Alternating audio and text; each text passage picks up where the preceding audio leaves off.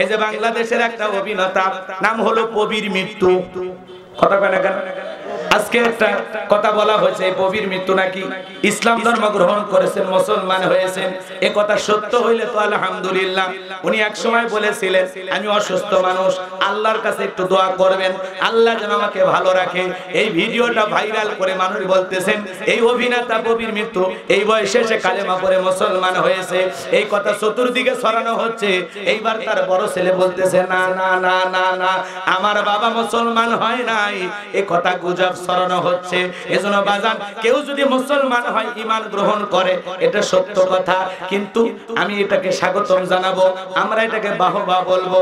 আলহামদুলিল্লাহ, কেউ যদি অমুসলিম থেকে কালেমা পড়ে মুসলমান হয়, তার জন্য হৃদয় নিংড়ানো দোয়া ভালোবাসা থাকবে। কিন্তু একটা মানুষ অমুসলিম মুসলমান হয় নাই, কিন্তু এটা নিয়ে গুজব ছড়ানো যাবে? তত্ত্বটাকে জানা লাগবে, কতটুকু সত্য কতটুকু মিথ্যা, আদৌ তিনি মুসলমান হয়েছেন কিনা সেটাকে জানতে হবে, তারপরে প্রচার করা লাগবে। এখন ফেসবুকে লেখালেখি হচ্ছে আলহামদুলিল্লাহ, অবশেষে সিনেমা অভিনেতা কবির মৃত্যু কালেমা পড়ে মুসলমান হয়েছেন, এই কথা বলে তারা অনেকে পোস্ট করতেছেন। এইবার তার বড় ছেলে এই বিষয়টাকে অস্বীকার করে বলেছেন আমার বাবা এখনো কালেমা পড়ে মুসলমান হয় নাই, আমার বাবা এখন অসুস্থ, আমার বাবা কানে শোনে না, ঠিক মতো কথা বলতে পারে না। আসলে তার বাবা কালেমা পড়ে মুসলমান হয়েছে কিনা, বহু সিনেমা নাটকের মধ্যে উনি মুসলমান হয়ে অভিনয় হয়তোবা করেছেন, কিন্তু অনেক জায়গায় আল্লাহর কথাও তিনি দুই একবার বলেছেন। এই ভেবে অনেকে ভেবেছেন লোকটা মুসলমান হয়ে গেছে, আদৌ তিনি মুসলমান হয়েছেন কিনা এই বিষয়টা তিনি নিজেই বলতে পারেন, কথা বলেন ঠিক কিনা? কিন্তু তার ছেলেটা বলেছেন আমার বাবা কালেমা পড়ে মুসলমান হয় নাই। এজন্য সত্য জেনে আমাদের প্রচার করা লাগবে, কারো বিরুদ্ধে গুজব ছড়ানো যাবে না। আসলে ঘটনার সত্য না মিথ্যা, তিনি যদি মুসলমান হন আলহামদুলিল্লাহ, আল্লাহ যেন তাকে ঈমানের সহিত মৃত্যুবরণ করার তৌফিক দান করেন, জোরে বলেন আমিন। আর যদি মুসলমান না হয়ে থাকেন, আল্লাহ যেন তাকে হেদায়েত দান করেন, জোরে বলেন আমিন। বাংলাদেশের ঐতিহ্যবাহী বগুড়া জেলা ধনুর থানার অন্তর্গত উত্তর নান্দিয়ার পাড়া বাইতুর রহমান জামি মসজিদের উন্নয়ন কল্পে আজকের বিরাট ইসলামী জালসার সম্মানিত সুযোগ্য অনারেবল প্রেসিডেন্ট জনাব মোহাম্মদ রবিউল ইসলাম, আল্লাহ পাক তার গোলামকে হায়াতে তয়্যিবা সিহতে কুলিয়া দান করুন, সকলে বলুন আমিন। আজকের প্রোগ্রামের প্রধান অতিথি জনাব মোহাম্মদ আরিফুর রহমান আরিফ, আল্লাহ পাক তার গোলামকে হায়াতে তয়্যিবা সিহতে কুলিয়া দান করুন, সকলে বলুন আমিন। আজকের প্রোগ্রামের আমন্ত্রিত অতিথিবৃন্দ, বিশেষ অতিথিবৃন্দ, বিশেষ অতিথি এবং প্রবাসী বৃন্দ, আলোচনা রেখে ধন্য করেছেন আপনাদের মসজিদের সুযোগ্য সম্মানিত খতিব, চমৎকার কথা বলেছেন হাফেজে কোরআন হযরত মাওলানা মুহাম্মদ জহুরুল ইসলাম সাহেব। আল্লাহ পাক প্রিয় ভাইয়ের জবানকে দ্বীনের জন্য, ইসলামের জন্য, কোরআনের ময়দানের জন্য কবুল করুন, সকলে বলুন আমিন। মঞ্চে উপস্থিত সম্মানিত ওলামায়ে কেরাম, সামনে বসা পিতৃ সমতুল্য মুরব্বী বাবাজিরা, কলিজার টুকরা প্রাণপ্রিয় যুবক ভাইরা, ছোট্ট ছোট্ট সোনা মানিকেরা, পর্দার আড়ালের সম্মানিত অবলা সরলা আবেদা সালেহা মা ও বোনেরা, প্রশাসনের সম্মানিত পুলিশের ভাইয়েরা, ডিবির ভাইয়েরা, জাতির বিবেক প্রিয় সাংবাদিক বন্ধুগণ, বিভিন্ন রাজনৈতিক দলের সম্মানিত নেতা কর্মী ভাইয়েরা, সবাইকে নিয়ে আরেকটিবার সালাম দিচ্ছি। আশা করছি সকলে সালামের জবাব জোরে সোরে দেবেন। আসসালামু আলাইকুম ওয়া রাহমাতুল্লাহি ওয়া বারাকাতুহু। আমরা শুকরিয়া আদায় করতেছি সেই মহান মালিকের দরবারে যে আল্লাহ পাক সুবহানাহু ওয়া তাআলা অত্যন্ত দয়া করে, করুণা করে, মায়া করে, মহব্বত করে, ভালোবেসে, পছন্দ করে অত্র এলাকা থেকে গনে গনে গুণান্বিত করে, যাচাই বাছাই করে শুধুমাত্র কেবলমাত্র কোরআনুল কারীমের মহব্বতে আজকের মাহফিলে আসার বসার সুযোগ দান করলেন। সেই মহান মুনিবের দরবারে সিজদাবনত চিত্তে কালিমাতুশ শুকর আদায় করে পড়ছি আলহামদুলিল্লাহ। একটু মনোযোগ দিয়ে শুনেন। আল্লাহ বলেন ইন্নাল্লাযীনা ক্বালু রাব্বুনাল্লাহ, নিশ্চয়ই যারা বলে আমি তাদের রব, সুম্মাস্তাকামু, এই কথার উপরে ইস্তেকামত থাকে, অবিচল অটল থাকে। ভালো করে বোঝেন, আপনাদের এলাকায় রাস্তা আছে? এই রাস্তার দুই ধারে গাছ লাগায় না বাবা? গাছ লাগায় না? যখন ঝড় আসে, আইলা, নারগিস, হুদুদ, সনি, ফনি, কথাকে বোঝেন না? কয়েকদিন আগে আসছিল হামুন, কিছুদিন আগে আসছিল মিথিলি। এই যে বড় বড় ঘূর্ণিঝড় যখন আসে, রাস্তার গাছ গাছালিগুলো ভেঙে রাস্তার উপরে পড়ে থাকে, কথা বলেন ঠিক কিনা? আবার কিছু গাছ শিকড় নিয়ে মজবুত ভাবে দাঁড়িয়ে থাকে, কথা বলেন ঠিক কিনা? সুম্মাস্তাকামু, দৃঢ়তার সহিত মজবুত ভাবে দাঁড়িয়ে থাকতে হবে। হাজারো ঝড় তুফান মোকাবেলা করে যেভাবে কিছু গাছ দাঁড়িয়ে থাকে, ঠিক আপনি যখন বলবেন আমার রব আল্লাহ, এই কথার উপরে যখন আপনি টিকে থাকতে যাবেন, আপনার উপরে হাজারো ঝড় তুফান আসবে, আপনার উপরে মিথ্যা মামলা হামলা আসবে, নির্যাতন আসবে, জুলুম আসবে, হাজারো নির্যাতন জুলুম সহ্য করেও আপনাকে এই কথার উপরে টিকে থাকতে হবে, আমার রব আল্লাহ, আল্লাহ সারা দুনিয়ার কারো কাছে মাথা নত করা যাবে। সুম্মাস্তাকামু, ইস্তেকামাত থাকতে হবে, দৃঢ় থাকতে হবে, মজবুত থাকতে হবে, হালকা ঝড়ে ভেঙে পড়া যাবে না। কথা বলেন না কেন? দেখলেই দাড়ি ধরতেছে, সেলুনে যায় বলে আপাতত কাটিয়ে দে, অবস্থা ভালো হলে দাড়ি সুন্নত পালন করা যাবে। এই ঈমান নিয়ে জান্নাত, জান্নাত কি মামুর বাড়ির ডাল গেলে একদম খাইতে দেবে? কথা বলেন না কেন? কয় দেখলেই টুপি ধরতেছে, কয় অবস্থা খারাপ, আপাতত টুপির সুন্নত বাদ। এরকম মুসলমান আপনাদের এলাকায় আছে? কথা বলেন না কেন? এই ঠুনকো ঈমান নিয়ে জান্নাতে যাওয়া যাবে না। ইন্নাল্লাযীনা ক্বালু রাব্বুনাল্লাহ, নিশ্চয় যারা বলে আমি তাদের রব, সুম্মাস্তাকামু, এই কথার উপরে টিকে থাকতে হবে, আল্লাহ আমার রব, এই রবই আমার সব, আল্লাহ সারা দুনিয়ার কারো কাছে মাথা নত করা যাবে না, গোলামি করতে হবে আল্লাহর, হুকুম মানতে হবে আল্লাহর, আল্লাহর বিধান মোতাবেক, আল্লাহর বিধান মোতাবেক আপনাকে চলতে হবে। কথা বলেন ঠিক কিনা? একটু অবস্থার পরিবর্তন দেখে আপনি ঈমান বিক্রি করে দেন, আপনি বাঁকা পথে হাঁটেন, কথা বলেন না কেন? এরকম মুসলমান বগুড়ায় নাও থাকতে পারে। ভালো করে বোঝেন, ইসলাম মানতে যদি আপনি চান, আপনি যদি নিজেকে ঈমানদার মুমিন দাবি করেন, আপনাকে পরীক্ষা দিয়ে উত্তীর্ণ হয়ে জান্নাতে যেতে হবে। পরীক্ষা ছাড়া মুমিনের জান্নাত জুড়বে। পরীক্ষা না দিয়ে নিজেকে ঈমানদার দাবি করতেছেন, ওয়াতুই সোজা। শোনেন, সামনের দিকে যায়, কথার একটু গভীরে যায়, কষ্ট হবে আপনাদের। আল্লাহ পাক কি বলতেছেন? ইন্নাল্লাযীনা ক্বালু রাব্বুনাল্লাহ, নিশ্চয়ই যারা বলে আমি তাদের রব। ও বগুড়ার মুসলমান, ডান হাতটা তুলে শাহাদাত আঙ্গুলি দ্বারা আসমানের দিকে ইশারা করে চিৎকার মেরে ডেকে বলেন তো আমাদের রব কে? সবাই জোরে সাক্ষী দিয়ে বলেন তো আমাদের রব কে? আর একটু জোরে ডাকতে বলেন আল্লাহ। কলিজার সবটুকু আবেগ ভালোবাসা নিয়ে চিৎকার মেরে ডেকে বলেন আল্লাহ। আর একবার জোরে ডাক দেন আল্লাহ। হাত নামান বাজান, এই যে আল্লাহ আল্লাহ বলে ডাক দিলাম, আমাদের আল্লাহ খুশি না বেজা? আছে আছে না? অমুক স্কুলে ভর্তি চলতেছে, সর্বপ্রথম বলে পড়ো তোমার রবের নামে যিনি তোমাদেরকে সৃষ্টি করেছেন, এরপরে বলে ভর্তি চলিতেছে। আসেন অমুক স্কুল, মনোরম পরিবেশ, আপনার সন্তানকে আমাদের সন্তান হিসাবে লালন পালন করা হবে। এরপরে সুন্দর করে মাইকিং করতে করতে শেষে আবার গান ঢুকে দেয়, বিদ্যালয় মদের বিদ্যালয়। কথা কয় না কেন? প্রথমে আল্লাহর কোরআনের আয়াতে মাইকিং শুরু, আর শেষে দেয় সৈয়দ আব্দুল হাদীর গান। ওরে মুসলমান, এরকম মাইকিং আপনাদের এলাকায় আছে না নাই? রাগ করতেছেন? চলেন সামনের দিকে যাই। যে কথা বলতে চাচ্ছিলাম, পবিত্র কোরআনুল কারীমের 1 নাম্বার সূরা, সূরাতুল ফাতিহার 1 নাম্বার আয়াত জবান ছেড়ে সবাই পড়ুন। আলহামদুলিল্লাহি রাব্বিল আলামিন। সমস্ত প্রশংসা, যাবতীয় প্রশংসার একমাত্র মালিক তিনি। সৃষ্টিকুলের রব, আমাদের প্রতিপালক, আমাদের আল্লাহ যিনি। এই আয়াতের ভিতরে রব শব্দ আছে না নাই? এরপরে আপনি আমি যখন রুকুতে চলে যাই কি তাসবিহ পাঠ করি, সুবহান রাব্বিয়াল আযীম, সুবহান রাব্বিয়াল আযীম। রব শব্দ আছে না নাই? রুকুতে দাঁড়ানোর সময় কি বলি, সামিআল্লাহু লিমান হামিদা, রব্বানা লাকাল হামদ। রব শব্দ আছে না নাই? এরপরে আপনি আমি যখন সিজদায় চলে যাই, সিজদা দিকে কি তাসবিহ পাঠ করি, মাথাটা নত করে যখন আল্লাহ রাব্বুল আলামিনের কুদরতি কদমে সিজদা দেই কি তাসবিহ পাঠ করি, সুবহান রাব্বিয়াল আ'লা, সুবহান রাব্বিয়াল আ'লা। রব শব্দ আছে না নাই?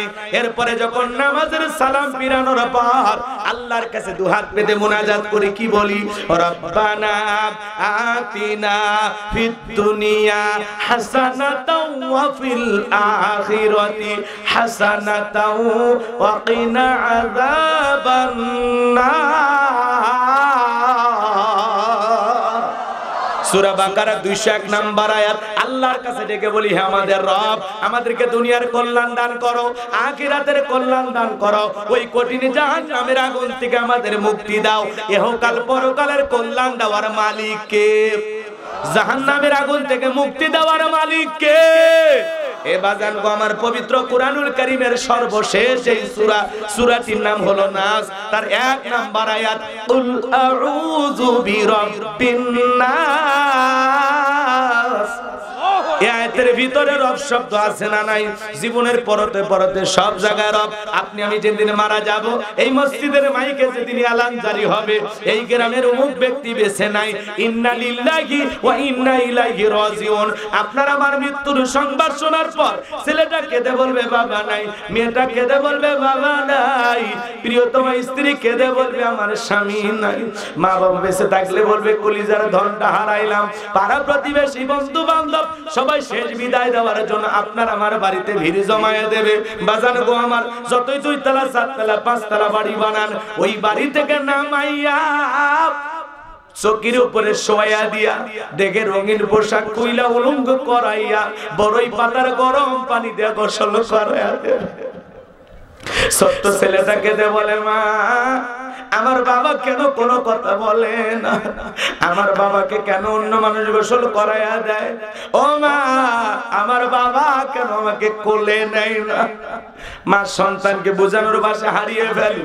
ছোট্ট মেয়েটা না বুঝে কাঁদে আর ডেকে বলে, মা আমার বাবা তো গোসলখানায় গোসল করে, আজকে কেন বাবাকে অন্য মানুষ গোসল করাইয়া দেয়, আমার বাবা কেন কোনো কথা বলে না। মা তখন সন্তানটাকে বুঝাইতে পারে না।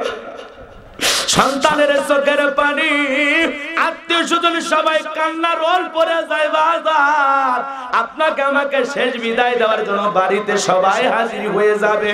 আপনাকে আমাকে গোসল করায় দেওয়ার পর কাপড়ের কাপড়ে চকলেটের মতো মুড়াইয়া মসজিদে রাখা খাটিয়াটা বাড়িতে নিয়ে যাবে। বাজার যেই যানবাহনটা জীবনে অনেকবার দেখেছি, ওই যানবাহনের চড়ার যাত্রী সবাইকে আপনাকে আমাকে হতে হবে ওই মসজিদের খাটিয়াতে তুইলা 4 জন বড় যাত্রী ধইরা 1 পা 2 পা করে কবরস্থান পর্যন্ত নিয়ে যাবে। ওই কবরে আপনারা মাল্লাসটা 3 জন মানুষ কবরের ভিতরে শায়িত করে রেখে দিয়া একে একে সব কবর থেকে উঠে আসে। ওই কবরে রাখার পর দূর আকাশে একটু একটু দেখা যায়। এরপরে যখন বাঁশের বিছানা বিছায়া দেবে, কবরে ভালো করে বোঝেন বাজান, ওই বাঁশের ছিদ্রগুলো দিয়া হালকা একটু আলো বা বাতাস কবরে প্রবেশ করবে। এরপরে যখন কবরে মাটি বিছায়া দেবে, কবর হয়ে যাবে ঘোর অন্ধকার। সবাই মাটি দিয়ে যখন কবর থেকে চলে আসবে, ওদের পায়ের আওয়াজ কবরে থাকা ব্যক্তি শুনতে পাইবে। চিৎকার মেরে ডেকে বলবে, একা রাইখা যায় না, একা রাইখা যায় না। কবরে থাকার ব্যক্তির চিৎকার দুনিয়ার কেউ শুনতে পাবে না। ওই কবর বড় কঠিন জায়গা বাজান গো আমার। এ যুবক, কবরের পয়লা রাত কেমনে কাটবে সেই টেনশন তোমার আমার করার দরকার আছে না নাই? যুবক রে 31 নাইট কাটানোর টেনশন করো। যুবক তুমি বৈশাখ পালন করার চেষ্টা করো, কিন্তু কবরের প্রথম নাইটটা কেমন কাটবে, কবরের প্রথম রাতটা কিভাবে কাটবে, একা একা কবরে কেমনে থাকবো? আমার নবীজি ডেকে বলেন যে কবরে চলে গেল তার চাইতে অসহায় আর কেউ নাই। নবীজি তার পবিত্র জবান দ্বারা হাদিস শরীফের ভিতরে বলেছেন, ক্বালা ক্বালা রাসূলুল্লাহ সাল্লাল্লাহু আলাইহি সাল্লাম ইন্নামাল কুবুরু রাউযাতুম মিন রিয়াদিল জান্নাহ আও হুফরাতুম মিন হুফারিন নার। রাওয়াহু তিরমিজি। বিশ্বনবী ডেকে বলেন যে ব্যক্তির আমল ভালো, মৃত্যুর সঙ্গে সঙ্গে আল্লাহ রাব্বুল আলামিন তার কবরটাকে জান্নাতের বাগান বানায় দিবেন। বলুন সুবহানাল্লাহ। আর যে ব্যক্তির আমল খারাপ, আও হুফরাতুম মিন হুফারিন নার, তার কবরটা হবে জাহান্নামের আগুনের গর্ত। কারো কবর যদি জাহান্নামের আগুনের গর্ত হয়ে যায়, তার কিন্তু বাঁচার কোনো উপায় নাই, উপায় নাই। ওই কবর বড় কঠিন জায়গা বাজান গো, সেই কবরে আপনাকে আমাকে সবাইকে যেতে হবে। আল্লাহ ডেকে বলেন, ফামাই আমাল মিসকালা যাররাতিন খায়রান ইয়ারা ওয়া মাই আমাল মিসকালা যাররাতিন শাররান ইয়ারা। বান্দারে সাররা পরিমাণ অনুপরিমাণে যদি নেক আমল করো, ওইটাও তোমার আমলনামায় লিপিবদ্ধ করা হবে। আবার যাররা পরিমাণ অনুপরিমাণে যদি বদ আমল করো, ওইটাও তোমার আমলনামায় লিপিবদ্ধ করা হবে। যারা গুনাহ নিয়ে অন্ধকার কবরে যাবে, ওই কবরের ডানের মাটি বামে চলে যাবে, বামের মাটি ডানে চলে যাবে। এমন জোরে চাপ দেবে বাজার, এক পাজরের হাড় অন্য পাজরে ঢুকে যাবে। আমার ভাইয়েরা, ওই কবরে থাকা বিষাক্ত সাপ একবার যদি সবল মারে, পা থেকে মাথা পর্যন্ত বিষের যন্ত্রণায় দেহটা চলে যাবে। ওই কবর বড় কঠিন জায়গা।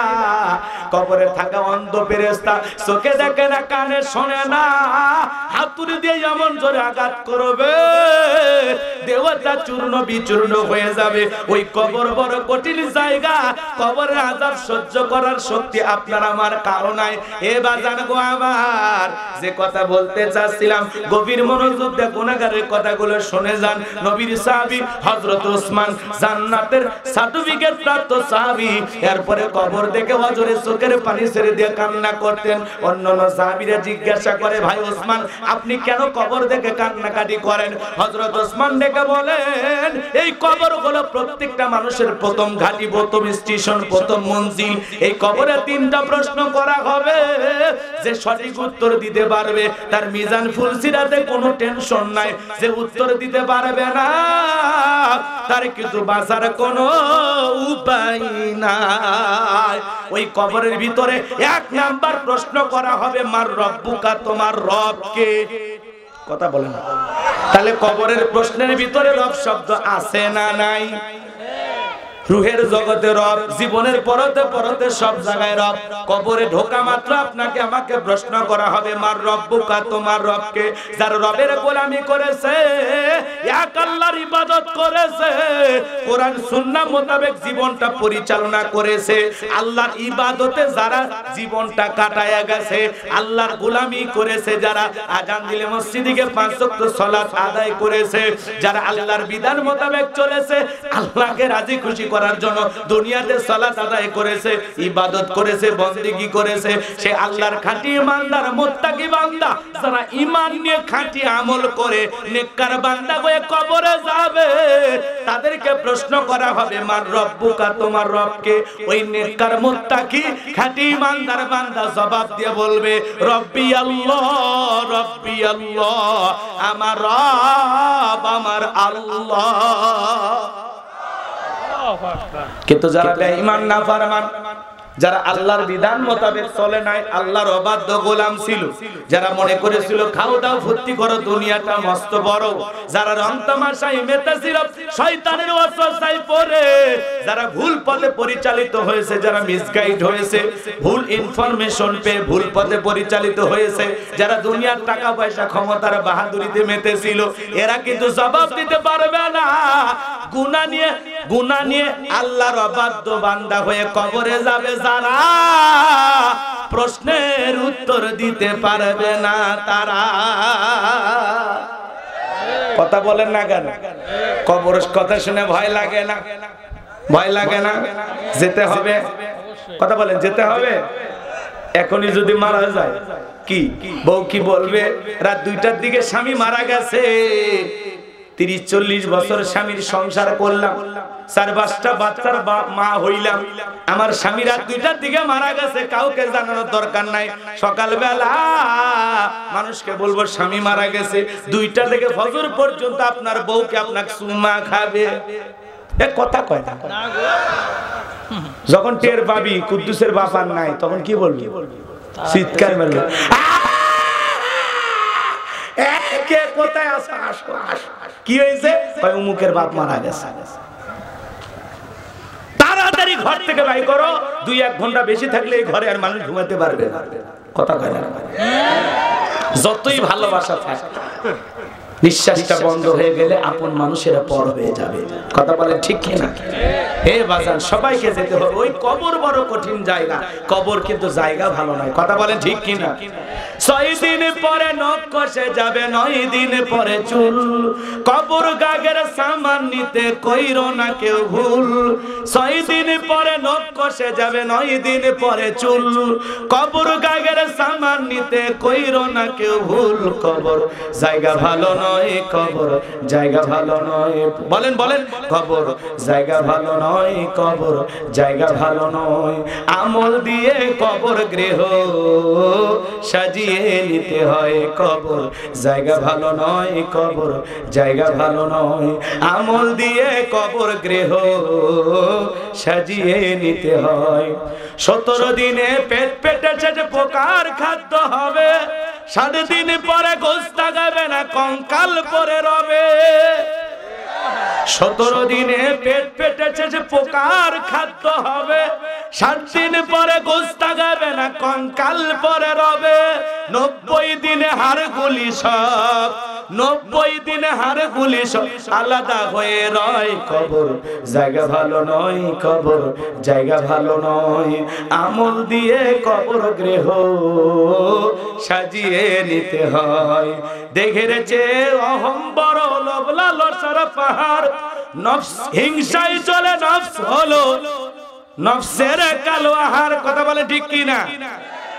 দেখেছে অহম বড় লোভ লালসার পাহাড়, হিংসায় চলে বিবেক হলো নফসের কালো আহার। হামান কারণ সবারই এই, হামান কারণ সবারই এই পরিণতি পরিচয়। কবর জায়গা ভালো নয়, কবর জায়গা ভালো নয়।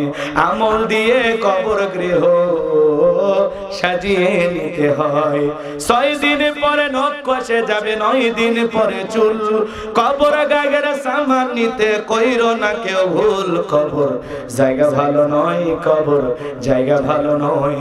আমল দিয়ে কবর গৃহ সাজিয়ে নিতে হয়। জোরে বলেন মারহাবা।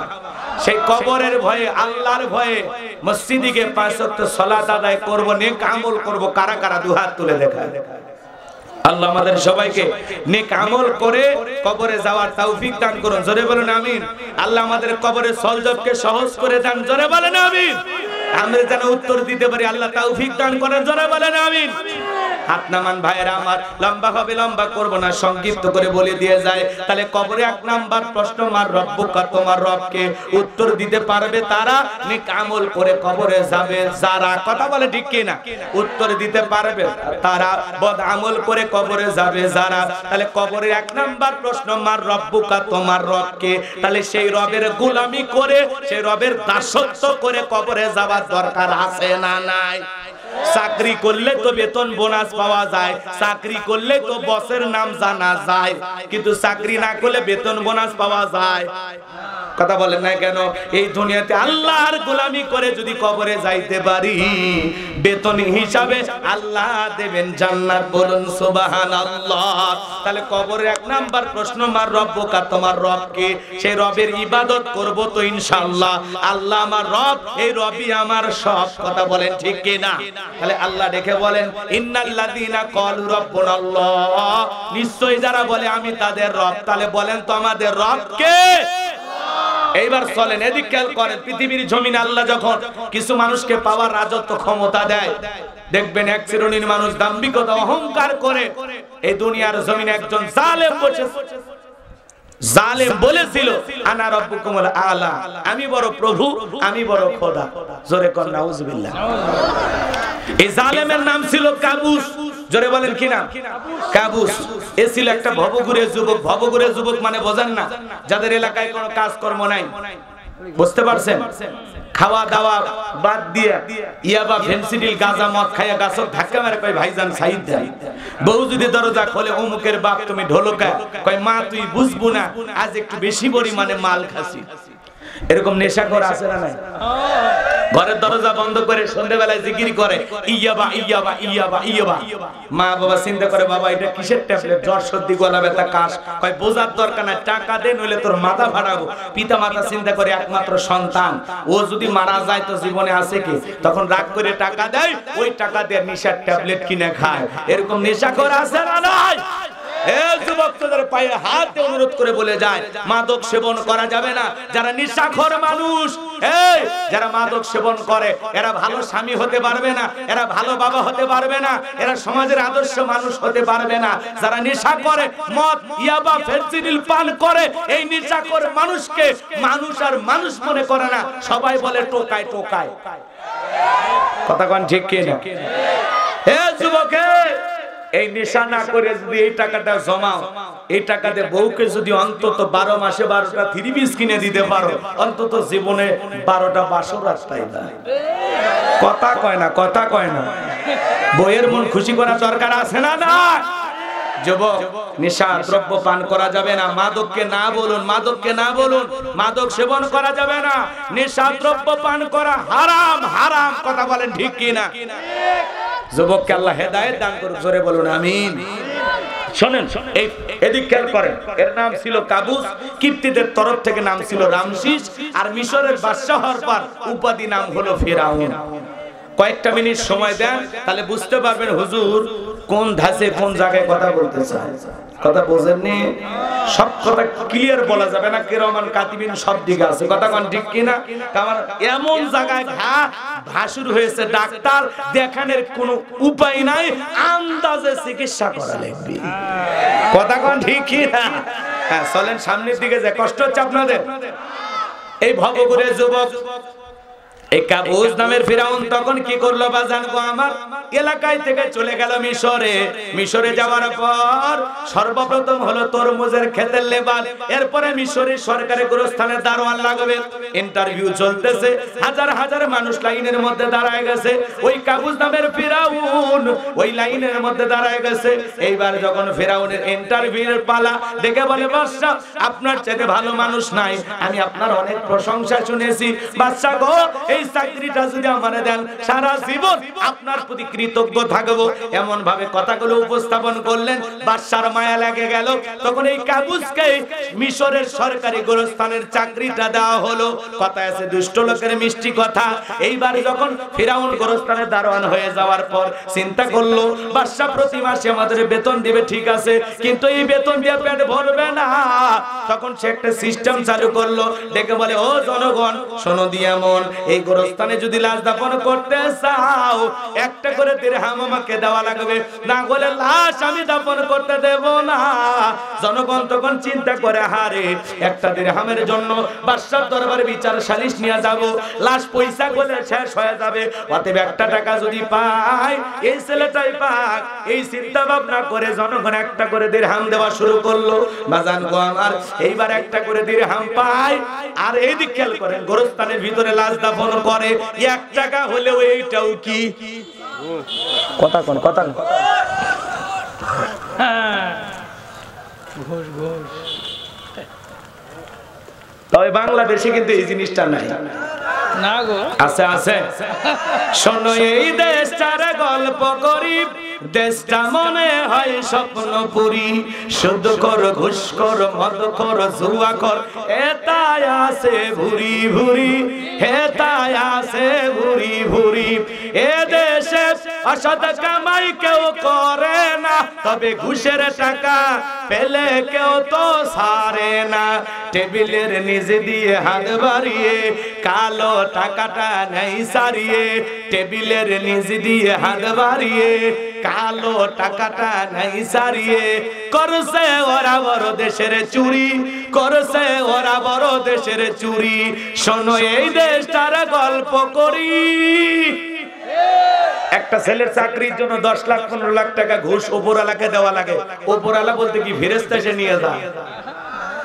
এদেশের চেয়ার টেবিল পর্যন্ত ঘুষ খায়। কথা বলে মেধাদের চাকরি আছে নাই নাই, মামুজার চাকরি তার কথা কোন ঠিক কিনা?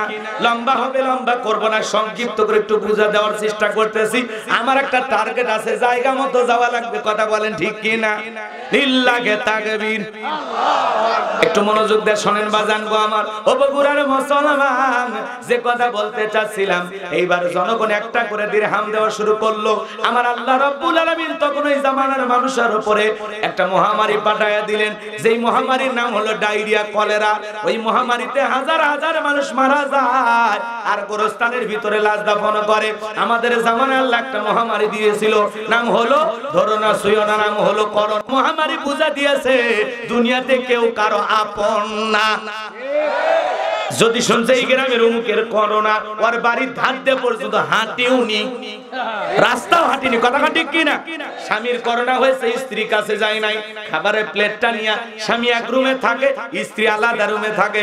এইবার স্বামীর জন্য কিছু খাবার দাবার রেডি কইরা লম্বা একটা বাঁশের লাঠি নিয়া ওই খাবারের প্লেটটাতে লাগাইয়া এরকম বাঁশের ঠেলা দিয়া স্বামীর ঘরের ভিতরে খাবারের প্লেট ঢুকে দিয়েছে। কথা কন, কথা কন। এরপরে স্বামী যখন সুস্থ হয়েছে, একে বলে জুলেখার বাবা, তুমি তো জানো না আমি তোমারে কত ভালোবাসি। যখন অসুস্থ ছিলে তাহাজ্জুদ করে দোয়া করেছে, আল্লাহ আমার হায়াত নিয়ে হলেও আমার বুলবুলির বাপক তুমি বেঁচে রাখো। এ কথা কয় না কেন? স্বামী যখন সুস্থ হয়েছে ডেকে বলে, স্বামী তুমি জানো না কত ভালোবাসি। হারে আমার কলিজার সোনা। কথা কয় না কেন? আমার কলিজার সোনা। নানার কথা বলে কয় আই লাভ ইউ উমুকের বাবা, এত ভালোবাসা দেখায়। স্বামী তখন ডেকে বলে, বিবি রে কত যে ভালোবাসিস আমার মনে আছে, যখন আমি করোনা রোগী ছিলাম আমাকে তুই বাঁশ দিয়া খাওয়াইছিস। কথা কোন ঠিক কিনা? এই করোনা মহামারী বুঝা দিয়েছে দুনিয়াতে কেউ কারো আপন না। কথা বলেন ঠিক কিনা? নিঃশ্বাসটা বন্ধ হয়ে গেলে আপন সব মানুষ আপনার আমার জন্য পর হয়ে যাবে। চলেন বাজান, লম্বা হবে, আমি লম্বা করব না। ওই মহামারীতে হাজার হাজার মানুষ মারা যায় আর গোরস্থানে লাশ দাফন হয় আর ফিরাউনের পকেটে টাকা ওঠে। টাকা পাইতে পাইতে অল্প সময়ের মধ্যে এত টাকার মালিক হয়ে গেল, টাকা রাখার কোনো জায়গায় থাকলো না। তখন বাদশার দরবারে চলে গেছে, বাদশা আমার কাছে কিছু টাকা পয়সা হয়ে গেছে, এই এলাকায় যারা খাজনা দিতে পারে না, যারা গরিব মানুষ খাইতে পারে না, আমি গোরস্থানের দারোয়ান, তাদের খাজনা পরিশোধ করে দিতে চাই। বাদশা ডেকে বলে, বাবাই তো ভালো উদ্যোগ, তোমার মতো ছেলে ঘরে ঘরে জন্ম নেওয়া দরকার। ঠিক আছে যাও, টাকার বস্তা নিয়ে আসো, আমি রাজ্যের ভিতরে সংবাদ পৌঁছায়া দিলাম। ফিরাউনের গোরস্থানের দারোয়ান ছেলেটা তোমাদের খাজনা পরিশোধ করে দেবে। তোমাদের তাড়াতাড়ি গরিব দুঃখী খাজনা পাতি যাদের বাকি আছে বাদশার দরবারে চলে আসো। হাজার হাজার মানুষ লাইন দিয়েছে। এইবার গোরস্থান সেই ঘুষ খাওয়া টাকাগুলো দিয়া খাজনা পরিশোধ করতেছে। আমাদের গাইবান্ধা একটা কথা আছে, মাছের তেল দিয়া মাছ ভাজে, টাকা কার জনগণের, খালি সিস্টেমে আর কৌশলে দিতেছে আর হাউ ফাউ বাহাবা পাইতেছে। এ টাকা কি ওর বাপের? সব জনগণের টাকা বোঝেন, সিস্টেমে দেয়। আপনি মনে করলেন দিল 10 লাখ 5 লাখ, কই পাইছে ওর বাপের? বোঝেন না, বোঝেন না, কথাকে বোঝা গেল? কামাই করতে না, বোঝা লাগবে বাজান গো আমার। সামনের দিকে যাই গেলে বুঝতে পারবেন যে কথা বুঝাইতে যাচ্ছিলাম। খুব মনোযোগ দিয়ে কথাগুলো শুনবেন, গভীর মনোযোগ দিয়ে কথাগুলো শুনবেন। এইবার টাকা দেওয়া শুরু হয়ে গেল, খাজনাপাতি পরিশোধ করে দিল। সাধারণ জনগণ টাকা পাইলেই খুশি। কথা টাকা পাইয়া খুশি হয়ে ডেকে বলে, হারে রাজ্যের বাদশা যদি এই ব্যক্তি না হয়া গোরস্থানের ছেলেটা হইতো, না জানি আমাদের কপাল খুলে যেত। নির্বাচনের আগে একটু জনসেবামূলক কাজ করার দরকার আছে না নাই? আমার এলাকায় এক নেতা 2 গাড়ি ইট পাড়তেছে, কাঁচা রাস্তা। কাঁচা রাস্তা মানে বোঝেন না, মাটির রাস্তা। কথা বলছেন? এই মাটি রাস্তায় ইট পাড়ে দিচ্ছে, মানুষজন এসে বলে বাবা ইট পাড়তেছো, ব্যাপারটা বুঝতে পারলাম না। আপনাদের ছেলে মেয়ে স্কুলে যায়, বৃষ্টি হলে কাদা পানি কি যে কষ্ট হয়। আপনারা হাটে বাজারে যান, আপনারা চলতে পারেন না, মাঝে মাঝে আপনাদের দুঃখের কথা মনে হলে আমার ঘুম আসে না। আপাতত ইট পাড়ে দিয়ে গেলাম, আর ভবিষ্যতে আমি আপনাদের কাছে দোয়া নিতে আসবো। একবার যদি আমার মার্কায় সিল মারা এলাকার নেতা বানাই দিতে পারেন, আমার 1 নাম্বার টার্গেট এই কাঁচা রাস্তা পাকা করে দেব। এই কথা বইলা জনগণক আশা ভরসা স্বপ্ন দেখাইয়া জনগণ যখন বিশ্বাস করে নেতার মার্কায় সিল মারা এলাকার নেতা বানায় দেয়, নেতা তখন এলাকায় থাকে না, ঢাকা শহরে বান্ধবী নিয়ে ঘুমায়। এরকম নেতা অবশ্য আমাদের বাংলাদেশে নাই। কথা কি বুঝতে পারছেন? মনে হয় মন খারাপ করবেন না বাজান গো আমার। মার্কা থাকে যে কয়দিন, নেতার আনা গোনা সে কয়দিন। নির্বাচনের আগে দেখবেন মাথায় টুপি, মুখে দাড়ি, গায়ে লম্বা পাঞ্জাবি, দেখা মনে আসমান থেকে জিবরাইলের খালু নাজিল হয়েছে। কথা বলেন ঠিক কিনা? আমরা কম খারাপ না। ওই মার্কার চা বিড়ি পান সিগারেট খায় কি স্লোগান আছে না নাই? নেতা পাইছে একখান ট্যাবলেট খান, ট্যাবলেট খান, ট্যাবলেট খান। যেখানে আমরা আছি সেখানে ট্যাবলেট খান গেছে কবরে, তোমরা কেন ওপরে? কথা কোন ঠিক কি না? ওই চা বিড়ি পান সিগারেট খায়া আহারে সাধারণ জনগণ কি লাফায় আছে না নাই? কথা কয় বল্টু ভাইয়ের চরিত্র ফুলের মতো পবিত্র, নামাজ মনে করতো, গাঁজা খায় 5 ওয়াক্ত, ঘুমসুরিতে পাকা পোক্ত, শয়তানের 1 নাম্বার ভক্ত, হুজুরদের জন্য খুবই শক্ত, সুশাখাই গরিবের রক্ত। কথা বলেন ঠিক কি না? পোস্টারে লেখা থাকে গরিবের বন্ধু, ভোট দিয়ে দেখেন গরিবের কয় নাম্বার শত্রু। যখন চিৎকার মেরে বলে নেতা আলুর দাম বেড়ে গেল, তেলের দাম, চুপ চুপ চুপ। আগে দিন গেলে 30-40 টাকা ইনকাম করতে, এখন তুমি 600 টাকা 1000 টাকা ইনকাম করো। তোমার ইনকাম বেড়ে গেছে, এই জন্য জিনিসের দাম বেড়ে গেছে। জনগণ কথা বলেন না কেন? মনে রাখবেন বাজান, বাড়ির অভিভাবক যদি শক্ত না হয়, ছেলে মেয়ে দুষ্ট হওয়া স্বাভাবিক। এজন্য সমাজের অভিভাবক যদি শক্ত হয়, সমাজের সবকিছু ওই অভিভাবকের কন্ট্রোলে থাকবে। অভিভাবক যদি নরবরা হয়, সবকিছুর দাম বেড়ে যাবে, নেতার কোনো কিছু করার ক্ষমতা থাকবে না। নেতা বলে 36 টাকা আলু, দোকানে যায় যদি বলা হয় 36 টাকা দিতে বলছে, কয় বিঘা আলু লাগাছে ওরা? কথা কয় না কে? যে নেতা বলতেছে আলু 36 টাকা, ও কয় বিঘা লাগাইছে? তাহলে এই জনগণ নেতার কথা মানে? এইভাবে হবে না, বলা লাগবে 36 টাকা 1 টাকা যেই দোকানদার আলু বেশি বিক্রি করবে, 20 লাখ টাকা জরিমানা, 3 বছরের জেল। ওই দোকানদার 1 টাকা বেশি নেওয়ার সাহস পাবে না। চিনি সেই যে সেঞ্চুরি পার করছে আর নিচে নামে না। কি হয়েছে চিনির? এত সুগার মিল বাংলাদেশে, কোটি কোটি টাকা বাজেট হয়, চিনির দাম কমে না কেন? কথা কয় না। ভারতে এখনো চিনি 50-55 টাকা। অন্য দেশে কোন জিনিস যদি 1 টাকা 2 টাকা বাড়ে কৈফিয়ত দেওয়া লাগে, আর এক রাতে 40 টাকা তেল বাড়ে, আর কমানোর সময় 5 টাকা। এ দুঃখ রাখবো কোথায়? এখন উচিত কথা যদি কই, পিঠের ওপর দিয়া যাবি মই। এই আনন্দে কিছু লোক কিনা খাবে বগুড়ার স্পেশাল দই। সত্য কথা বলতে হলে যেতে হবে কারাগারে, এমন আতঙ্কবাজ বাংলার ঘরে ঘরে।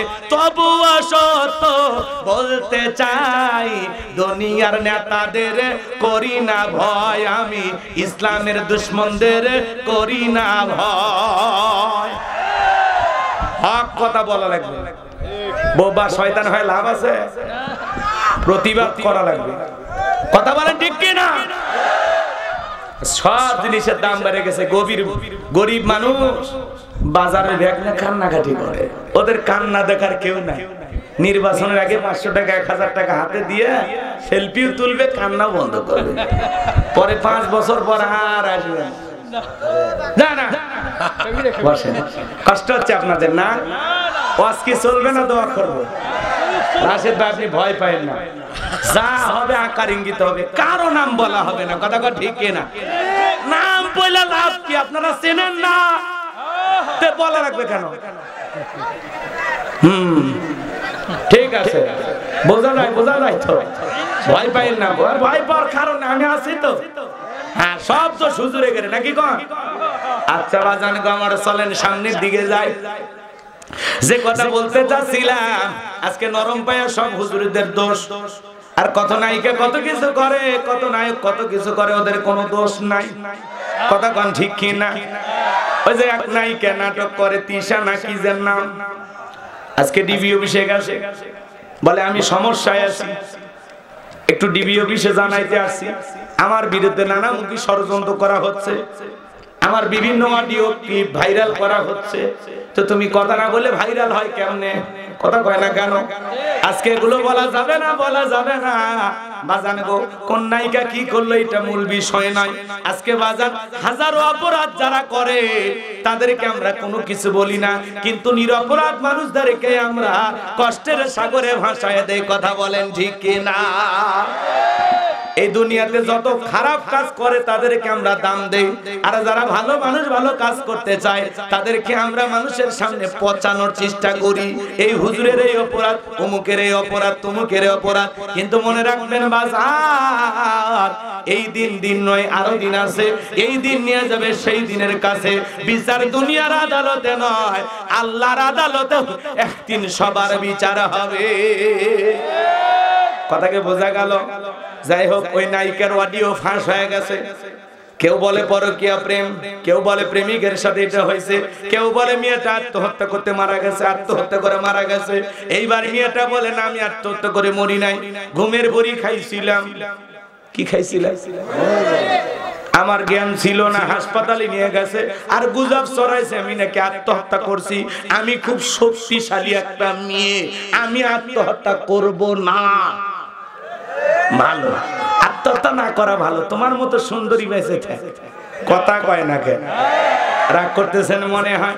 বেঁচে থাকো, তবে আল্লাহ যদি হেদায়েত দান করে নামাজ কালাম পড়ে ভালো হয়ে যাও। নাটক সিনেমা এগুলো কইরা নিজেরকে সত্যবাদী দাবি করে কোনো লাভ হবে না। কথা কন ঠিক কি না? আল্লাহ একটু রূপ সুন্দর দিয়েছে, ওইটা এখন নাটক সিনেমা করে নিজেকে জাহান্নামে নিয়ে যাচ্ছে। কথা বলে ঠিক কি না? আল্লাহ সুন্দর চেহারা দিয়েছে, একটা ভালো স্বামী দিকে বিয়ে করো, সংসার করো। কথা কয় না কেন? তা না করে নাটক করো। 8-10টা ছেলের সাথে এখন প্রেম করছে না কি করছে আল্লাহ ভালো জানে। এগুলো আবার বলাও যাবে না, বললে আবার ঝামেলা। কথা কোন ঠিক কি না? কারণ নায়কেরও বইয়ের অভাব নাই, নায়িকারও স্বামীর অভাব নাই, সবাই সুন্দর। কথাকে বোঝেন না? বেশি সুন্দর থেকে বান্দরও বেশি। কথা কয় না কেন? রাগ করতেছেন আপনারা? লিল্লাহি তাকবীর।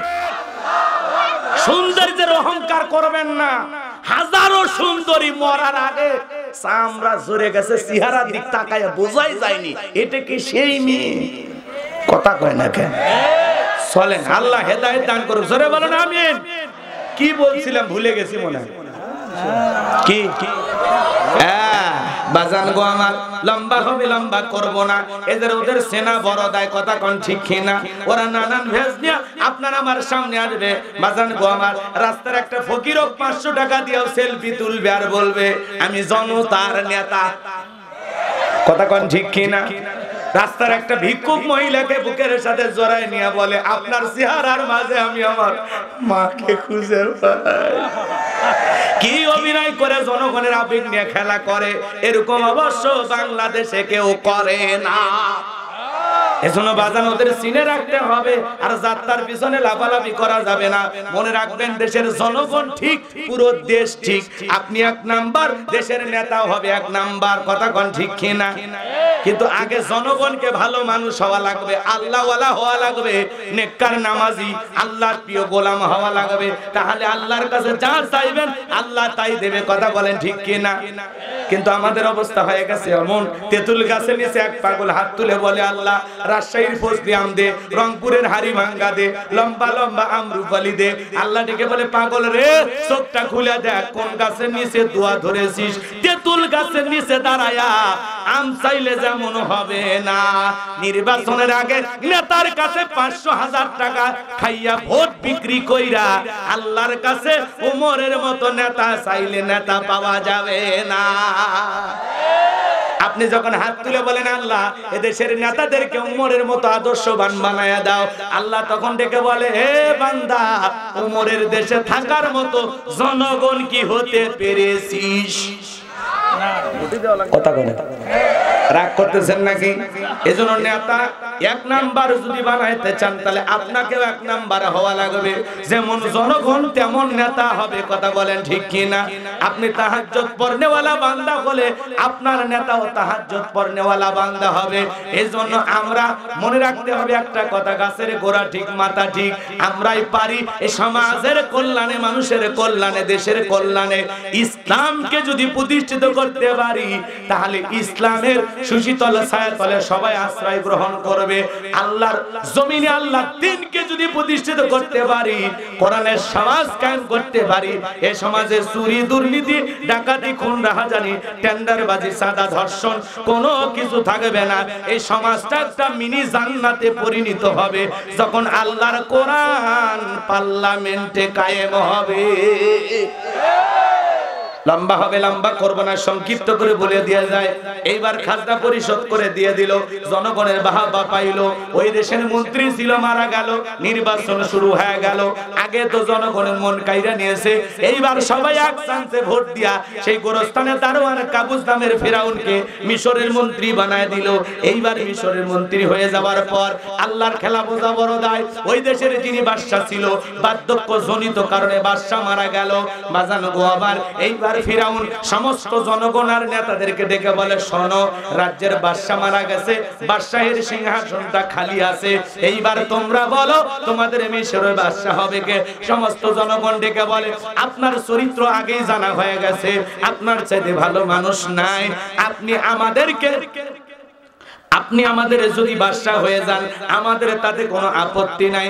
জনগণের সমর্থন পাইয়া নেতারাও সমর্থন দিয়া বলল, হ্যাঁ আপনি মিশরের বাদশা হয়ে যান, আমাদের কারো কোনো আপত্তি নাই। এইবার জনগণ আর নেতাদের সমর্থন পাইয়া ওই গোরস্থানের কাবুজ হয়ে গেল মিশরের বাদশা। মিশরের বাদশাহীর সিংহাসনে বসার পর এইবার নেতার চোখে কোনো ঘুম নাই। কি নাই?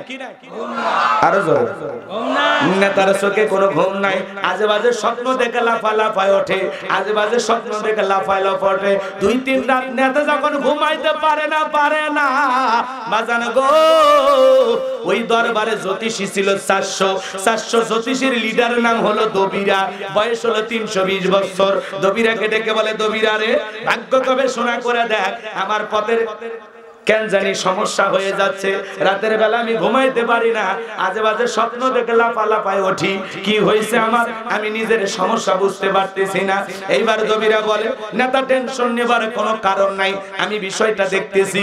এইবার দবিরা জ্যোতিষী মানুষ ভাগ্য গবেষণা করে বলে, নেতা যদি আপনি ছিলেন তরমুজের ক্ষেতের লেবার, সেখান থেকে গোরস্থানে দারোয়ান, এরপরে মিশরের মন্ত্রী, বর্তমান আপনি রানিং বাদশা, আঙ্গুল ফুলে কলার গাছ, কিন্তু আপনার ভবিষ্যৎ জীবন বড় অন্ধকার। আগামী 3 মাসের মধ্যে বনি ইসরাইল সম্প্রদায়ের ভিতরে মুসা নামের একটা ছেলে জন্মগ্রহণ করবে, ওই মুসার কারণে রাজত্ব পাওয়ার ক্ষমতা থাকবে না।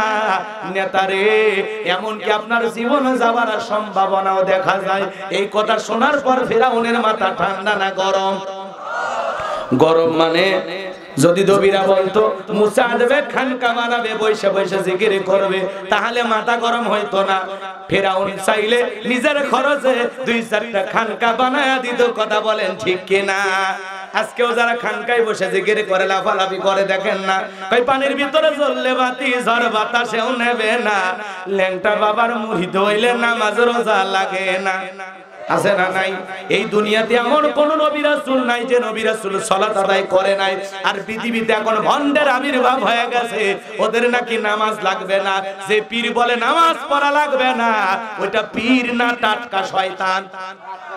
সিজদার মধ্যে একটা সিজদা দিবি, জান্নাত পার হয়ে জাহান্নামের গর্তে পড়বি, এরকম ভণ্ড আছে না নাই? গাঁজা খায়া মুজদারি লাল বানাইছে, টর্চ লাইট মেরে মুখ কোথাও খুঁজে পাওয়া যায় না, বগলে চুল দিয়ে বেরিবার হইছে, সুন্দরবনে অবস্থা হলে বান্দরবনের কি অবস্থা। আজকে মাজারগুলো হয়ে গেছে গাঁজা খাওয়ার নিরাপদ জায়গা। বাপরে বাপ, আমাদের গাইবান্ধার একটা জায়গায় ওরস শরীফে দাওয়াত পাইছিলাম, আজ থেকে সেই 11 সালের ঘটনা। বাজান গো, ওই ওরস শরীফের মাহফিলে যায় দেখি এমন কায়দায় গাঁজাগুলো খাইতেছে আর চতুর্দিক দিয়ে গাঁজার আসর বসে গেছে, এমন কায়দায় গাঁজার কলকে তে টান মারে ধোঁয়া ছেড়ে দিচ্ছে। বাইরে থেকে প্রশাসনের লোকেরা দেখে মনে করতেছে ওরসের রান্না চলছে। কথা বোঝেন নাই? ওই গাজার কলকিতে টান মারতেছে আর ডুগি তবলা বাজায় গান গায়, আমি পাপী গুনাহগার বান্দা জহির, আমি পাপী গুনাহগার বান্দা জহির, কেমনে হব রে পার। ও জহির বাবা নৌকার মাঝি, আমায় করিও পার। কিয়ামতের ময়দানে বিচার দিবস যেদিন কায়েম হবে, 2-4টা কি নৌকা পাওয়া যাবে? কথা কন না কেন? পাওয়া যাবে? এটা পাতা খুঁজে পাওয়া যাবে, পাতা। আর নৌকে রেডি করে বলে পার করে দিব। এরকম ভণ্ডবীর আছে না নাই? রাগ করতেছেন নাকি? ওই হেলাল সাদে নৌকার মাঝি, আমায় করিও পার। যে জায়গা আদম থেকে ঈসা আলাইহিস সালাম পর্যন্ত প্রত্যেকটা নবী আনাফসি আনাফসি বলবে, নিজেকে নিয়ে পেরেশানিতে থাকবে। মুহাম্মদ রাসূলুল্লাহ সাল্লাল্লাহু আলাইহি সাল্লাম মাকামে মাহমুদে সিজদায় মাথাটা নত করে থাকবেন। আল্লাহ তখন আসমান থেকে ডেকে বলেন, হাবিবুল্লাহ ও আমার বন্ধু, আর কাঁদবেন না, আজকে আপনার কাঁদার দিন না, আজকে আপনার আনন্দের দিন। আপনি মাথা উঠান, আপনি যা বলবেন আজকে আমি আল্লাহ তাই শুনবো। নবী হবেন সুপারিশের কান্ডারি, আর তোর বাবা গাঁজা খায়া। কথা বলেন না কেন? হক কথা বলেন। আল্লাহ ওয়ালা খুবই ভালো জিনিস। পীর ছিল শাহজালাল, শাহপরান, শাহ মাকদুম, বাইতুল বুস্তামি, আব্দুল কাদের জিলানী, আল্লামা খাজা মঈনুদ্দিন চিশতি রহমাতুল্লাহ আলাইহি, রংপুরের কেরামতুল্লাহ, বগুড়ার শাহ সুলতান, রাজশাহীর শাহ মাকদুম, এই যে বাগেরহাটের খান জাহান আলী, এই যে বড় বড় আল্লাহ ওয়ালাদের কারণে এদেশে ইসলামের প্রচার হয়েছে। আল্লাহ ওয়ালাদের মাধ্যমেই বাংলার জমিনে আমরা ইসলাম পেয়েছি। এজন্য আগে রেডিওতে ঝড় তুফান আসার আগে কি গান হইতো? ওলি আল্লাহর বাংলাদেশ, শেখ ফরিদের বাংলাদেশ, রহম করো আল্লাহ, রহম করো আল্লাহ। এটা ওলিদের পাক ভূমি। কথা বলেন ঠিক কি না? এই ওলিদের পূর্ণভূমিতে এখন পীরের লেভেল করে কিছু ভণ্ডের আবির্ভাব ঘটেছে। আমার ওয়াজ হক্কানি আল্লাহ ওয়ালাদের বিরুদ্ধে কথা বলার সাহস আমার নাই। আমি যা বলি ভণ্ডদের বিরুদ্ধে বলি, বেদাতীদের বিরুদ্ধে বলি, যারা মাজারগুলোকে পূজার মতো শ্রদ্ধা করে। মাজারগুলোতে পূজা, মাজার পূজা শুরু হয়েছে না? কথা বলেন না কেন আপনারা? রাগ করতেছেন না? কয়টা আছে না, হিন্দু দাদা বাবুরা ব্যস্ত মা নিয়ে, আর মুসলমান ব্যস্ত বাবা নিয়ে। বাবা বেশি হওয়া লক্ষণ খুবই খারাপ। যার বাবা যত বেশি তার জন্ম তত খারাপ। কথা বলে ঠিক কি না? বাবা বেশি হওয়া ভালো না। খবরদার কোন ভণ্ডের কাছে যাবেন না। আল্লাহ হেদায়েত দান করুন। জোরে বলেন আমিন। পীর ছিল শাহজালাল, খানকায় বীর, রাজপথে বীর, নারায়ে তাকবীর হুঙ্কার দিয়েছে, গৌর গোবিন্দ ময়দান ফাঁকা করছে। আর এখন সব ডিজিটাল পীর, পীরের নামে ভণ্ড। মহিলা মুরিদ নারী পুরুষ একত্রে জিকির করে। মহিলা নারীর দেখে বুড়ো পীর তাও লোভ সামলাবার পারে না। মহিলা মুরিদ দেখলে কয় মা আয়। কথা বলে চিন্তা করছে এত বড় আল্লাহর ওলি আমারে ডাকতেছে, যদি না যায় জাহান্নামের জায়গা হবে না। ওই মেয়ে তখন ডাইরেক্ট পীর সাহেবকে চাপে ধরছে, আর পীর সাহেবের বুকের ভিতরে যাইয়া এত মজা পাইছে, আনন্দের ঠেলায় গান গায়, বাবা আমি তোমায় ভালোবাসি, তোমার চরণ চুমিতে বাবা তোমার কাছে আসি গো বাবা, আমি তোমায় ভালোবাসি। যে মহিলা স্বামীকে বাদ দিয়ে পীরের ফাটা পায়ে চুমা খায়, ওই নারীর চরিত্র ঠিক নাই। কথা বলে ঠিক না?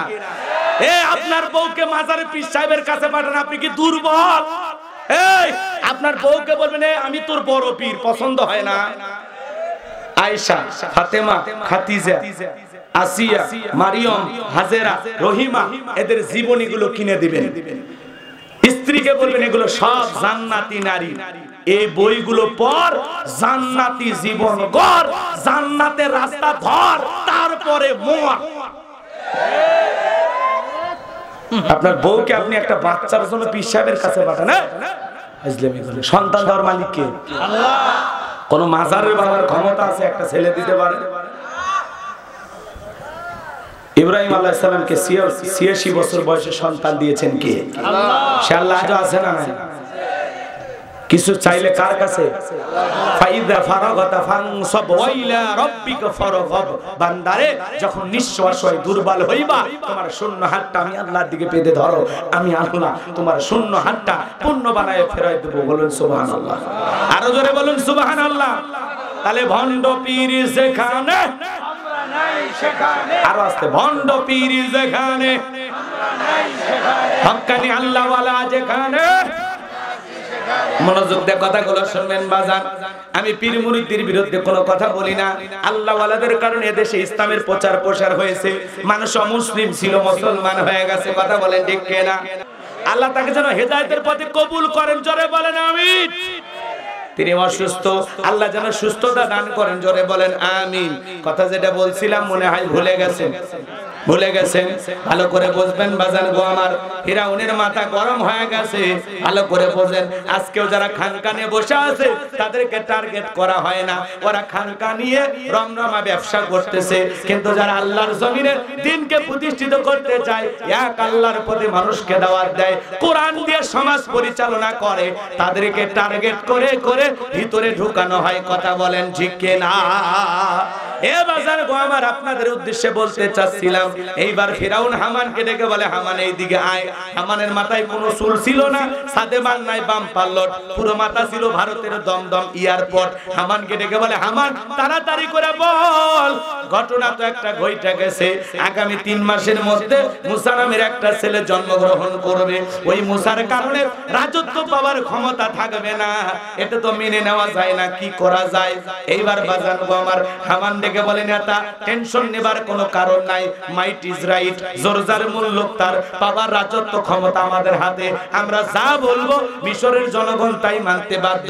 বলে কি করতে চাস? এইবার বাজান গো আমার, হামান দেখে বলে, নেতা যত ছেলে সন্তান জন্মগ্রহণ করবে সবাইকে জবাই করে করে দুনিয়ার বুক থেকে বিদায় করে দেব, তাহলে মুসার আগমন ঘটবে না, আপনার পথের কাঁটাও তৈরি হবে না। এই কথা শোনার পর ফিরাউন ডেকে বলে, হামান রে, আসলে তোর মাথায় বুদ্ধি আছে, তবে শোন, ছেলেগুলোকে জবাই করবি, মেয়েগুলোকে জবাই করবি না, কারণ ছেলেদের মধ্যে আমার শত্রু আছে, মেয়েদের মধ্যে কোনো শত্রু নাই। তার মানে চোর হলেও মানুষ ভালো, মোবাইল নিয়ে গেল, সিম কার্ড খুলে দিয়ে গেল। কথা বলেন ঠিক কিনা? এইবার সন্তান জবাই করা শুরু হয়ে গেল, ছেলে সন্তান হইলেই ঘরে আর জবাই করে। মুসা মাত্র কয়জন? এবার বিরক্ত হচ্ছেন আপনারা?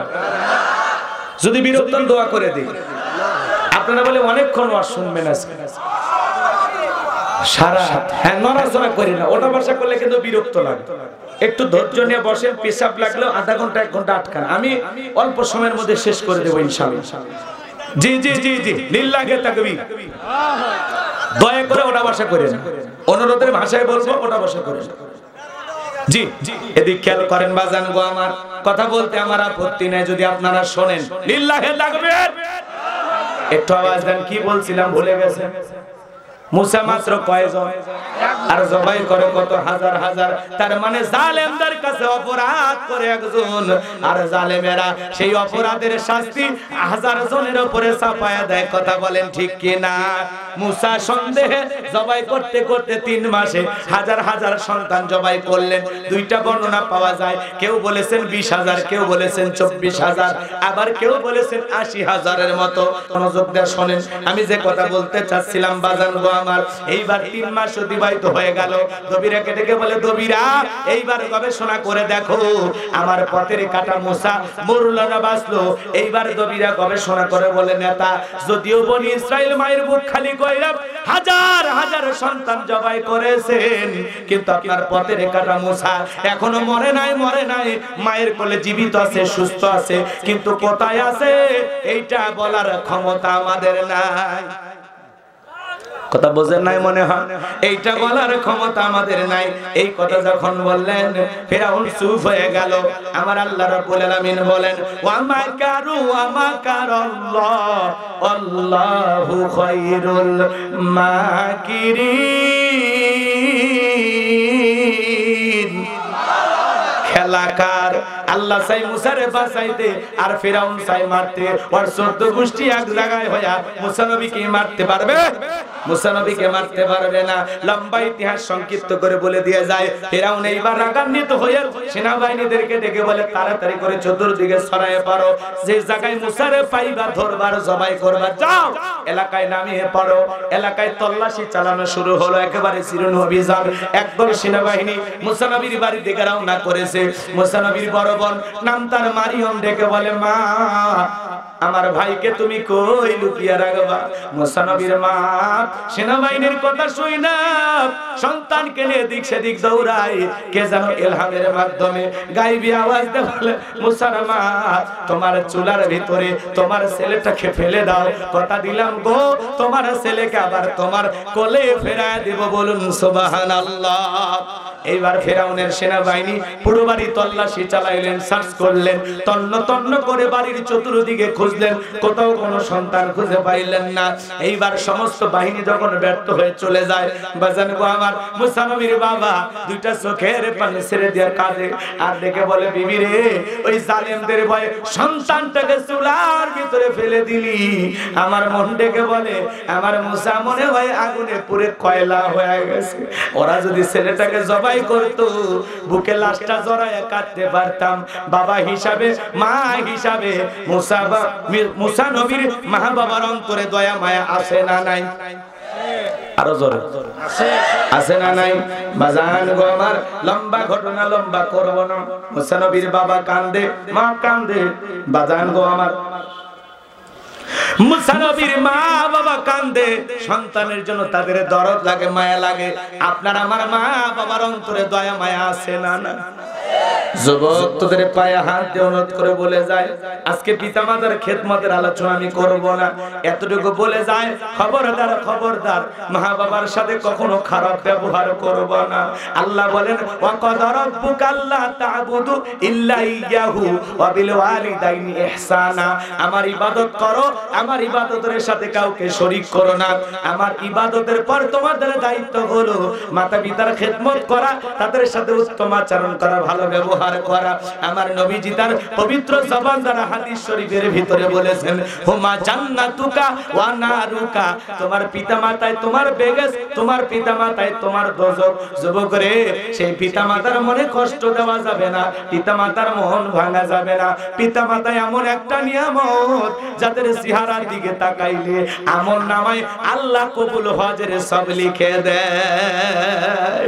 মা বাবার চাইতে বড় পীর সন্তানের জন্য কেউ হতে পারে না। প্রত্যেকটা সন্তানের সবচাইতে বড় পীর হলো মা বাবা। আজকে তুমি তোমার মা বাবার সাথে যে আচরণ করবা, বড় হয়ে তোমার সন্তান তোমার সাথে সেই আচরণ করবে। এই জন্য মা বাবার মনে কষ্ট দেওয়া যাবে না, পিতা মাতার মন ভাঙা যাবে না। যাদের মা বাবা বৃদ্ধাশ্রমে, যারা মা বাবাকে তাড়াইয়া বাড়ি থেকে বের করে দিয়েছে, ও মা বাবাকে বৃদ্ধাশ্রমে পাঠায় নাই, মা বাবাকে বাড়ি থেকে তাড়াইয়া দেয় নাই, নিজের ভাগ্য থেকে জান্নাতকে তাড়িয়ে দিয়েছে। কথা বলেন ঠিক কি না? যুবক রে একটা মা সন্তানের জন্য কত কষ্ট করে। খবরদার যুবক, মার মনে কষ্ট দিও না।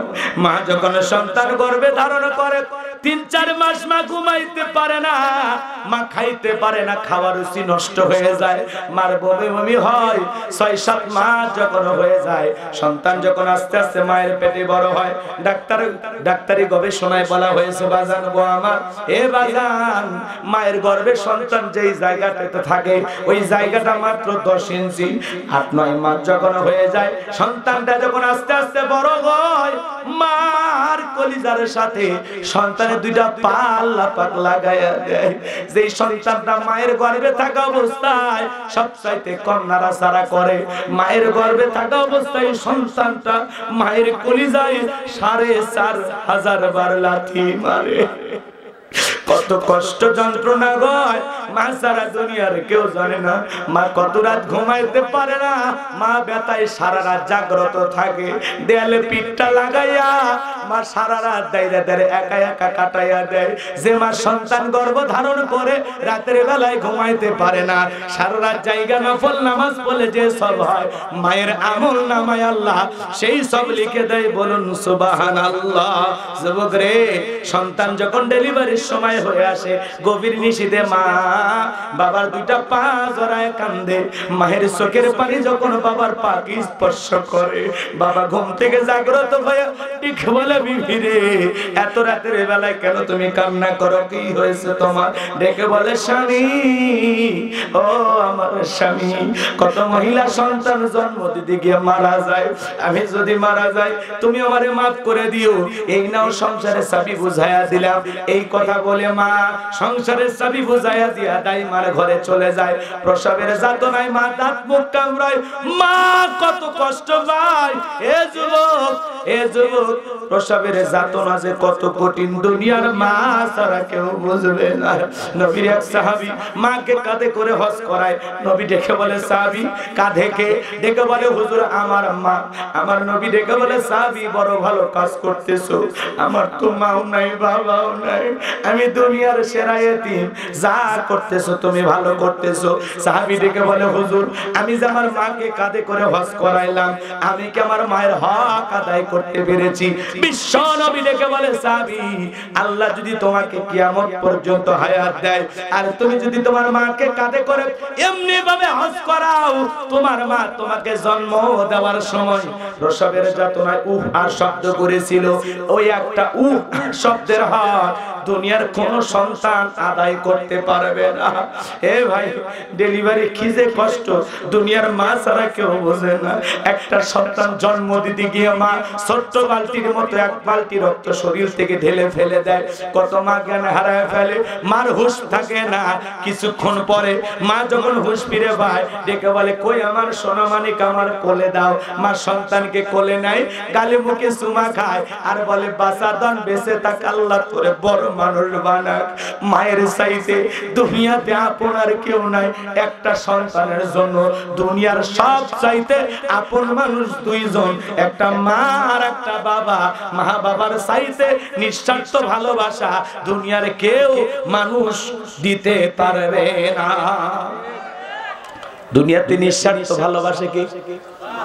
মার বাবা। মা বাবার ভালোবাসার মধ্যে কোনো স্বার্থ থাকে?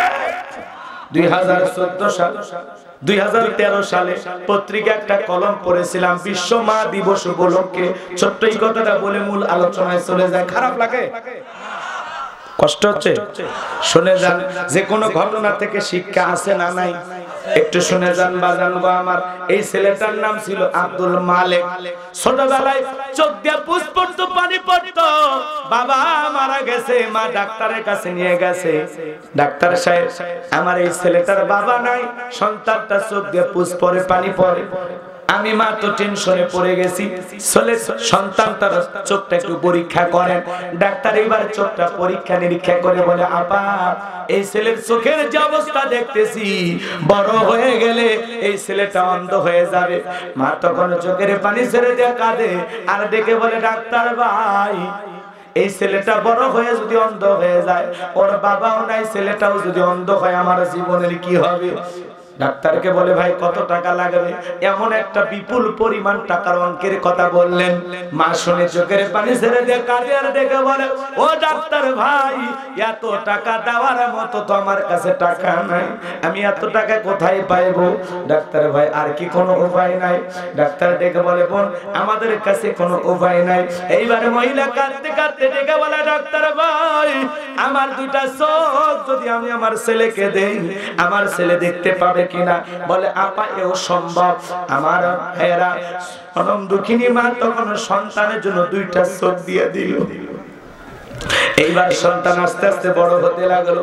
সন্তানটা পরীক্ষা দেবে, মা দুধের গ্লাস না গেছে সন্তানের সামনে।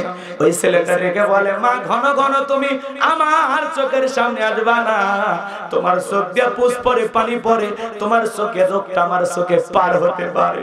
মা মনের ব্যথা মনে চাপায় রাখলো, সন্তানের সামনে আর কোনো কথা প্রকাশ করলো না। এইবার ছেলেটা পরীক্ষা দিয়ে ভালো রেজাল্ট করেছে, চাকরির সন্ধানে ঢাকায় চলে গেল। ঢাকায় যায় চাকরি পাইছে, সুন্দরী বউ দেখে বিবাহ করেছে, কিন্তু গ্রামের বাড়ি দুঃখিনী মায়ের আর কোনো খবর রাখলো না। বছরের পর বছর কেটে যায়, মা অসুস্থ হয়ে যায়। মা তখন টেনশনে পড়ে গেল, যেই ছেলের জন্য জীবন যৌবনের সবকিছু বিলিয়ে দিলাম, আমার সেই ছেলেটা আজকে আমি অসুস্থ, আমারে দেখতেও আসে না। অন্তত মরার আগে আমি মা আমার সন্তানের চেহারাটা দেখে মরতে চাই। এইভাবে মা বন্ধু বান্ধবের কাছ থেকে ঠিকানা সংগ্রহ করে ছেলের বাড়ি ঢাকায় চলে গেল। ঢাকায় যখন চলে গেছে, বলে আমি আব্দুল মালিকের মা।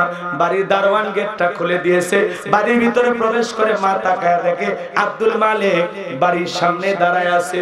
এইবার বাজান গো, আমার সন্তানকে দেখে মা আর মাকে দেখে সন্তান ছুটে আসছে, এসে বলে, মা কেন তুমি আমার বাড়িতে আসছো? শ্বশুর বাড়ির লোকজন দেখলে পরিচয় দিতে পারবো না, যাও যাও মা তাড়াতাড়ি করে চলে যাও। এই কথা বলে কিছু টাকা পকেট থেকে বের করে দুঃখিনী মায়ের হাতে দেয়। এইবার মা ডেকে বলে, ছেলে রে, আমি তোর কাছে টাকা চাইতে আসি নাই, আমি আসছি তোর সোনা মুখটা দেখার জন্য। হঠাৎ করে বিবি চলে আসছে, ডেকে বলে, স্বামী এই ছেঁড়া শাড়ি পরা মহিলাটা তোমার কে হয়?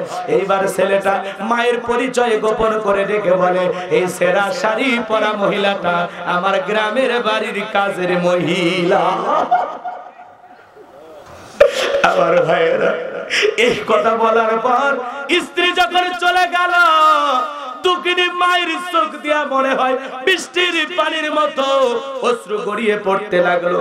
আর ডেকে বলে, বাবা রে, আমি মা তোর জন্য কত কষ্ট করেছিলাম। যখন তুমি অসুস্থ হয়েছিলে, আমি মা তোর বিছানায় শোয়ায় রেখে সারা রাত জেগে জেগে আল্লাহর কাছে বলেছি, আল্লাহ আমার হায়াত নিয়ে হলেও আমার ছেলেটাকে বাঁচায় রাখো। 10 মাস 10 দিন গর্ভে তাই দিয়েছি বাবা, তোর জন্য জীবনে কি না করলাম, আজকে বইয়ের সামনে মারে চাকরানি বানায় দিলি। এত বড় আঘাত পাবো রে বাবা, কোনদিন আমি মা ভাবতে পারি নাই।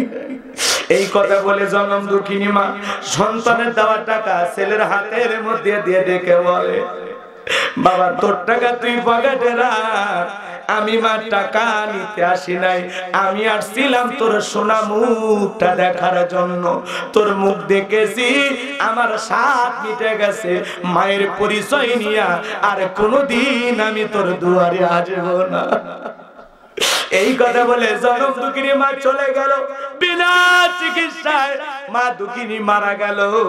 এইবার এই ছেলেটা চাকরির প্রমোশনে বাজান গো আমার এলাকায় যখন চলে গেছে, এলাকায় যাওয়ার পর চিন্তা করলো, অনেক দিন হয়ে গেল মার কোনো খবর নেই না, যাই তো একটু মার বাড়িতে যাই। এইবার মার দরজায় ডাক দেয়, ও মা, মা দরজা খোলো। মা নামের পাখি ভিতর থেকে কোনো আওয়াজ দেয় না। মা মা বলে চিৎকার মারে, মায়ের বাড়ি আছে, ঘর আছে, কিন্তু মা নামের পাখিটা উড়াল দিয়ে চলে গেছে। পাশের বাড়ির চাচির ঘুম ভেঙে গেছে, ডেকে বলে, কে বা তুমি? মা মা বলে ডাকো। এইবার ডেকে বলে, চাচি আমারে চেনো না, আমি আব্দুল মালিক, আমার মা কোথায়? চাচি এইবার কেঁদে ডেকে বলে, বাবা রে, আসলি যখন এত দেরি করে কেন আসলি? তোর মা তো অনেক দিন আগে মারা গেছে, অন্ধকার কবরে চলে গেছে। ছেলেটা হাউমাউ করে কাঁদে আর ডেকে বলে, চাচি দেখায়া দাও না আমার মায়ের কবরটা কোথায়?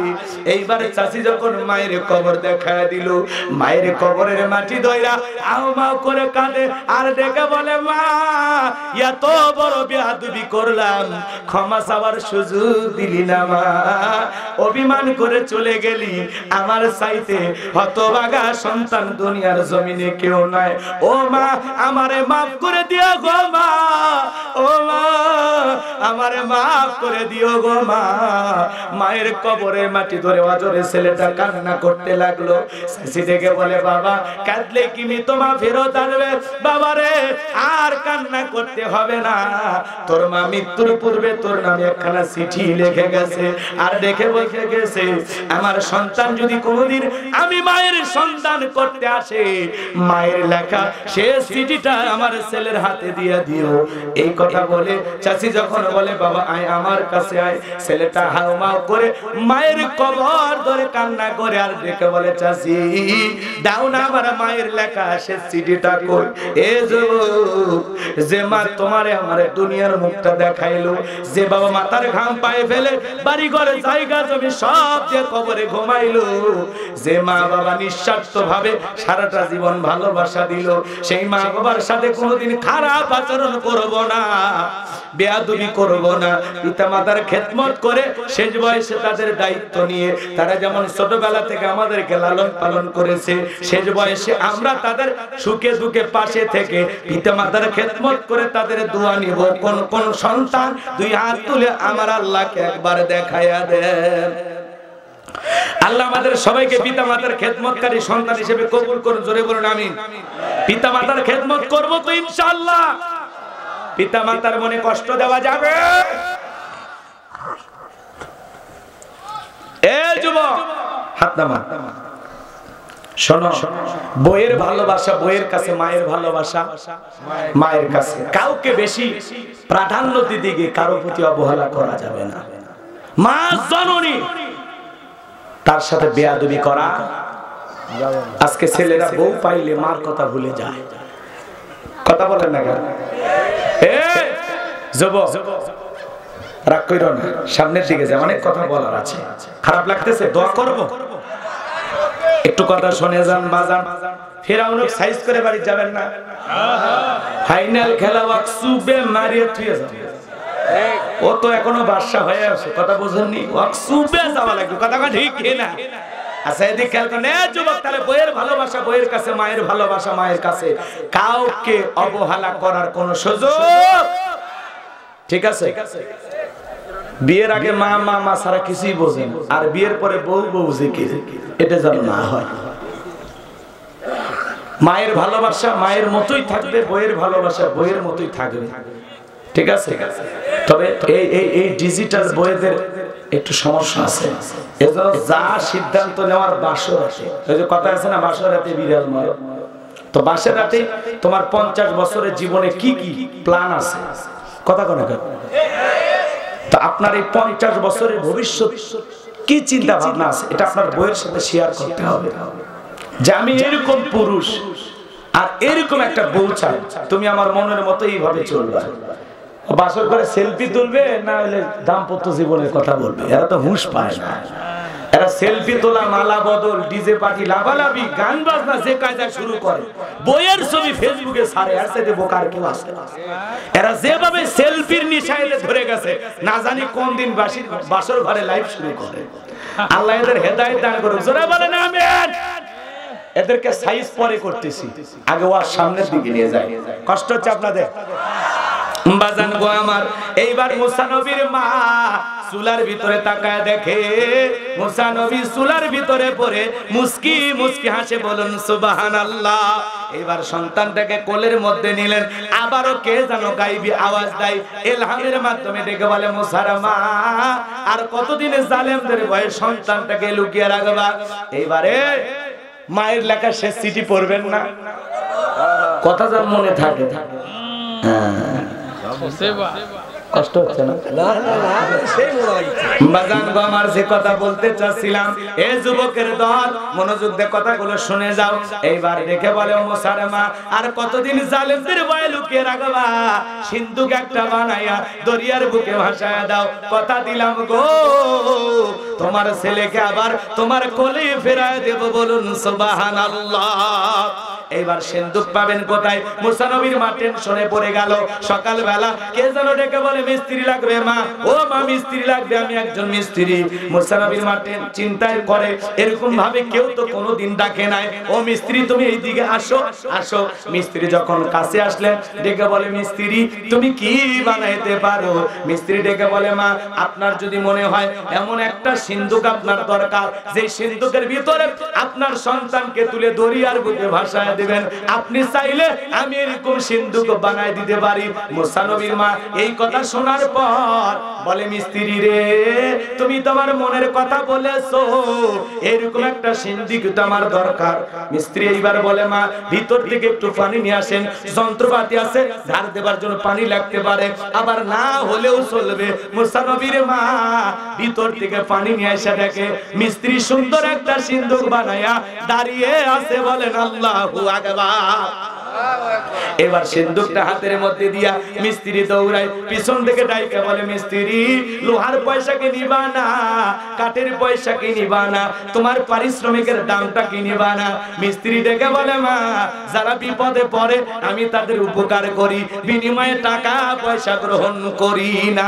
মুসা নবীর মা এই কথা শোনার পর ডেকে বলে মিস্ত্রি এই বিপদের দিনে এত বড় উপকার করলা, লোহার পয়সাও নিলা না, কাঠের পয়সাও নিলা না, তোমার পারিশ্রমিকের দামটাও নিলা না, অন্তত তোমার নামটা বলে যাও, মাঝে মাঝে যদি তোমার কথা মনে হয় আল্লাহর কাছে তোমার জন্য দোয়া করব। মিস্ত্রি ডেকে বলে মা আমি দুনিয়ার সাধারণ কোন মিস্ত্রি না, আমি আল্লাহর ফেরেশতা, আমার নাম হলো জিবরাইল।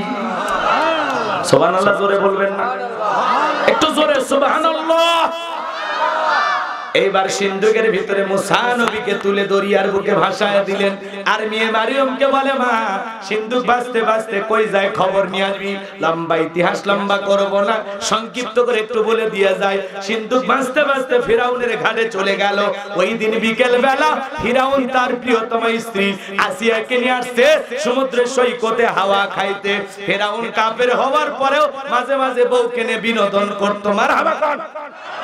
মাঝে মাঝে বউকে নিয়ে কক্সবাজার ঘুরতে যাবেন, পিকনিক স্পট গুলোতে যাবেন, বোরকা পরায়া ফরজ পর্দা মেনটেন কইরা, কথা কয় না ফরজ পর্দা মাইনা আল্লাহর বিধান মেনে বোরকা পরায় হাত মুজে পা মুজে লাগাইয়া কক্সবাজারের সমুদ্রের সৈকতে দাঁড়াইয়া, সমুদ্রের সৈকতে দাঁড়ায় বিবিকে বলবেন বিবিলে এ প্রাণের বিবি রে টাকা দেখ আল্লাহর সৃষ্টি সমুদ্রের ঢেউ, কথা কানে আল্লাহর সৃষ্টির সমুদ্রের ঢেউ, আশেপাশে নেই তো কেউ, আমার কাছে দাঁড়িয়ে আছে আমার সোনা বউ, জানবে না তো কেউ, কথা কয় না কেন?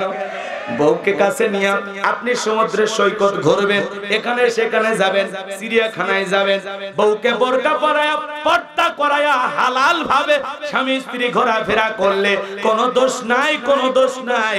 আমি কি বলেছি কক্সবাজার যায় হাফ প্যান্ট পরে স্বামী স্ত্রী গোসল করেন তাহলে গুনাহ হবে, কথা কি বোঝা গেল? কিন্তু ফরজ পর্দা মেনে বউকে নিয়ে এখানে সেখানে ঘুরতে যাওয়া জায়েজ আছে, ঠিক আছে? বোরকা ছাড়া ঘোরা যাবে না, এটা মাথায় রাখবেন, ঠিক আছে? চলেন মাঝে মাঝে বইয়ের মন খুশি রাখা লাগবে।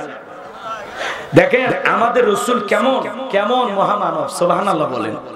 রাতের বেলায় ফাঁকা ময়দান, আম্মা জান আয়েশাকে বলতেছে নাও আজকে একটু দৌড় মারা হোক দুইজন, সুবহানাল্লাহ। কেমন রোমান্টিক নবী ছিলেন, সুবহানাল্লাহ বলেন। যেই দৌড় মারছেন বুঝছেন, আম্মা জান আয়েশা পাতলা মানুষ ছিলেন, রাসূলের আগে চলে গেছে, সুবহানাল্লাহ বলেন। সেই খুশি আম্মা জান, সেই খুশি। একদিন খুশি করলেন, আবার আরেকদিন রাতে সুযোগ পাইছেন, বলে আয়েশা আজকে, সেই দিন আবার আয়েশাকে নবীজি হারায়া দিয়েছেন, সুবহানাল্লাহ বলেন। কি রোমান্টিকতা ছিল তাদের দাম্পত্য জীবন।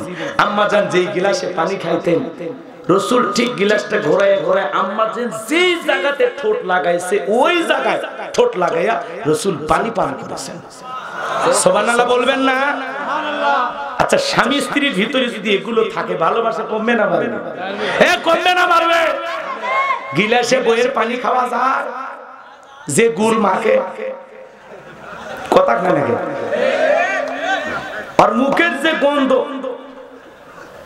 কথা বলে। আর স্বামী যদি খায়, বউ কি খাইতে পারে বিড়ির যে গন্ধ? কথা কন ঠিক কিনা? আমার এক শালি আছে, কয় দুলে ভাই বিড়ির ওয়াজ করেন কেন? জানেন না দিনে 3-4 প্যাকেট খাই, এমন শরীরের গন্ধ দুলে ভাই। কথা বলে এমন গন্ধ আমার কাছে যখন আসে মুখের উপরে ওন্না দিয়ে রাখি, বাকি জায়গায় যা হয় হয়ে যাবে। তার মানে আপনার বউটা, আপনি যদি বিড়ি সিগারেট খায় আপনার বউয়ের কাছে যান, তাকে আপনি মানসিক টর্চারিং করেন। কথা বলেন ঠিক কিনা? আপনার বউ মুখ ফুটে বলতে পারে না, আপনার খাই যে বললে যে থাপ্পড় লাগায় দেবেন, সে কষ্ট সহ্য করে যায়, এই জন্য অন্তত ব্রাশ করে যায়। কথা কয় না, রাগ করছেন না?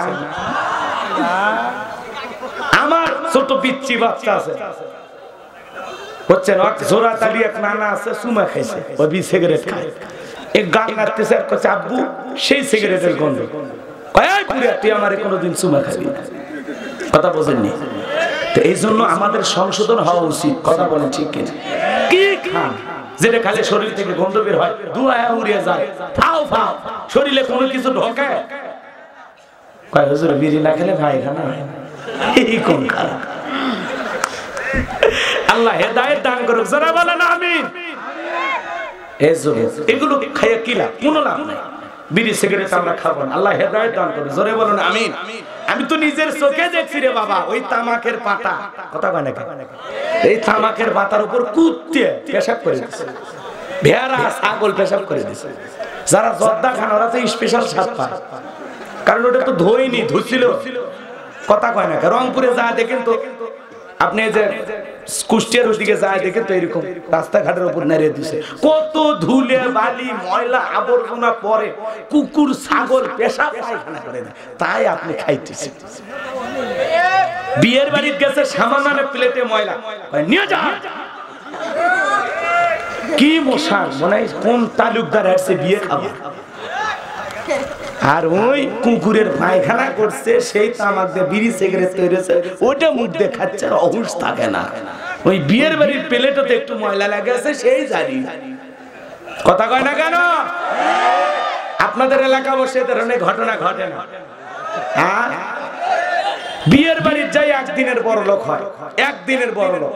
কয় দিনে?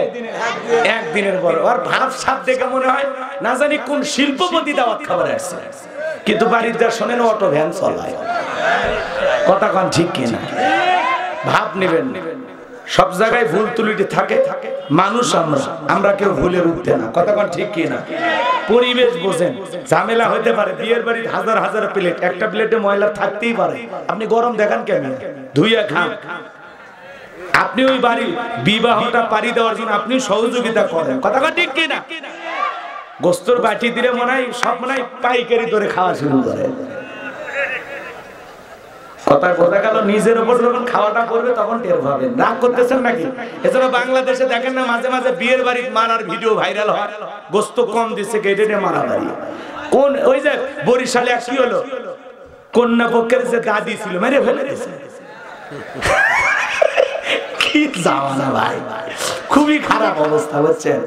ওই বিয়ে ভাঙ্গে যায়, এখন বর আর বরের চাচা ছিল, এখনো মেয়েটা বলতেছে আমার দাদি মারা গেছে, আমি আর বিচার চাই। কেরে পাগলি তুই বিচার করে কি করবো, তো স্বামী যে ছিল লাগবি না।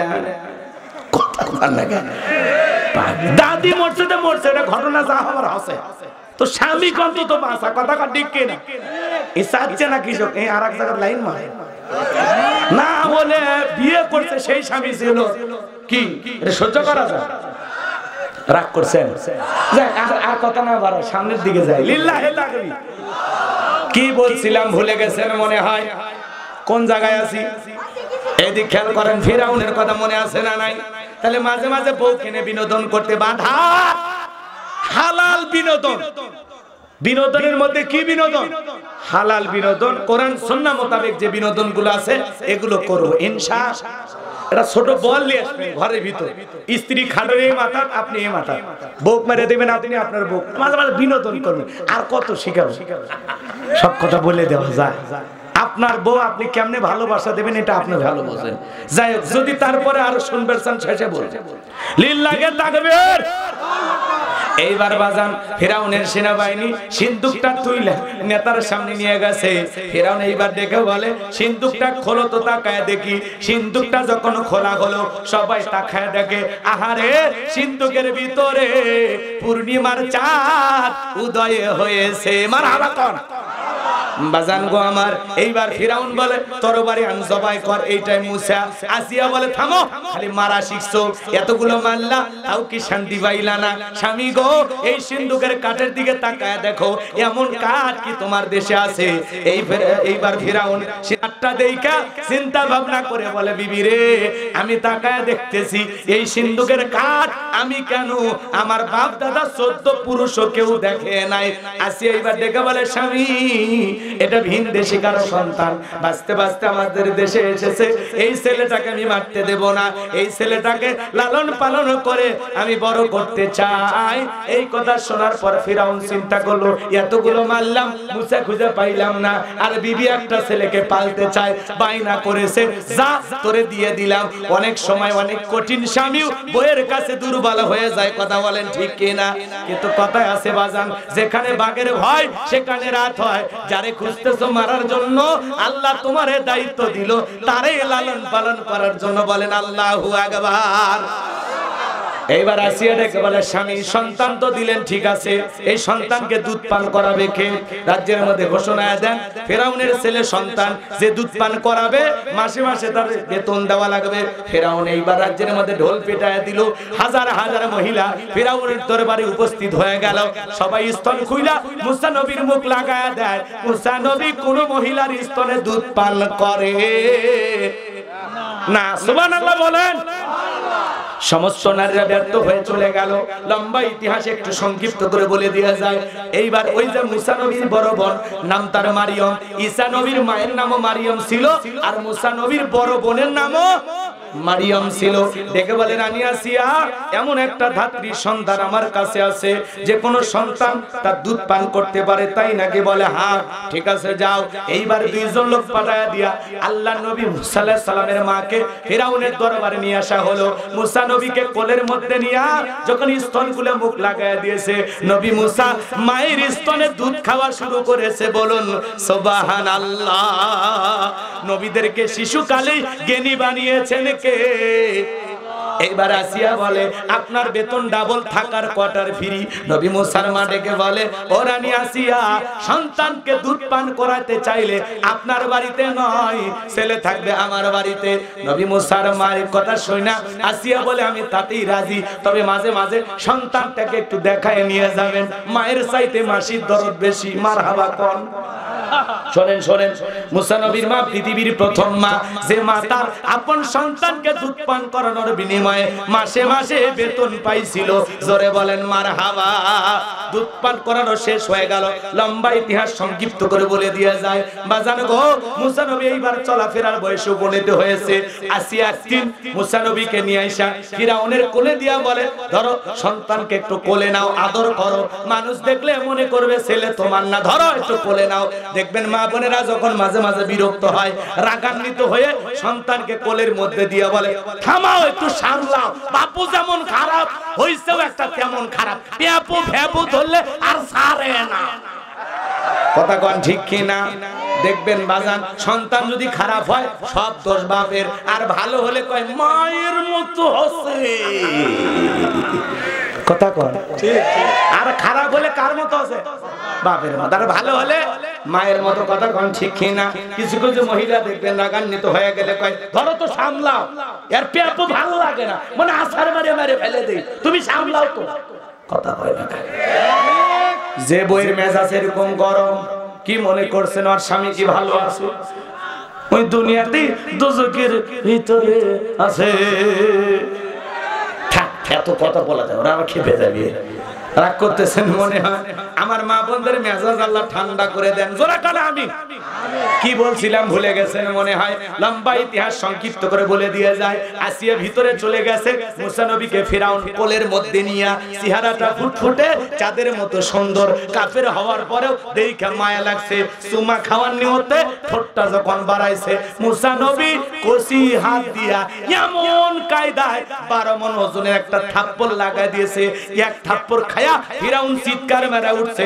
আশেপাশে জনগণ দৌড়ে এসে বলে, নেতা এত জোরে চিৎকার মারলেন, ব্যাপারটা বুঝতে পারলাম না। তখন বলে, আমার বাড়ি, আমি চিৎকার মারছি, আমি কি তোদের ডাকছি?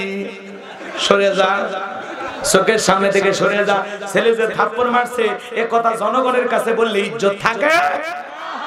ওদেরকে দাঁড়িয়ে দিয়া আসিয়াকে ডেকে বলে, আসিয়া আয় আয়, আসিয়া আয়, এ আসিয়া তাড়াতাড়ি আয়। আসিয়া বলে, কি হইছে? সারের মতো চিল্লাও কা? কই চিল্লাবো না, এর চোখে মুখে যে আগুন দেখছি, মুসা ছাড়া কেউ না। আসিয়া বলে, কি করছে? কই জানিস না? জানিস না রে আসিয়া, এই ছেলেটা আমার গালে থাপ্পড় মারছে। এই কথা শোনার পর আসিয়া ডেকে বলে, স্বামী কি বলো? এই ছোট মানুষ কোনদিন তোমার থাপ্পড় মারতে পারে? ফেরাউন ডেকে বলে, বিবি রে, এর চোখে মুখে যে আগুন দেখছি, মুসা ছাড়া কেউ না।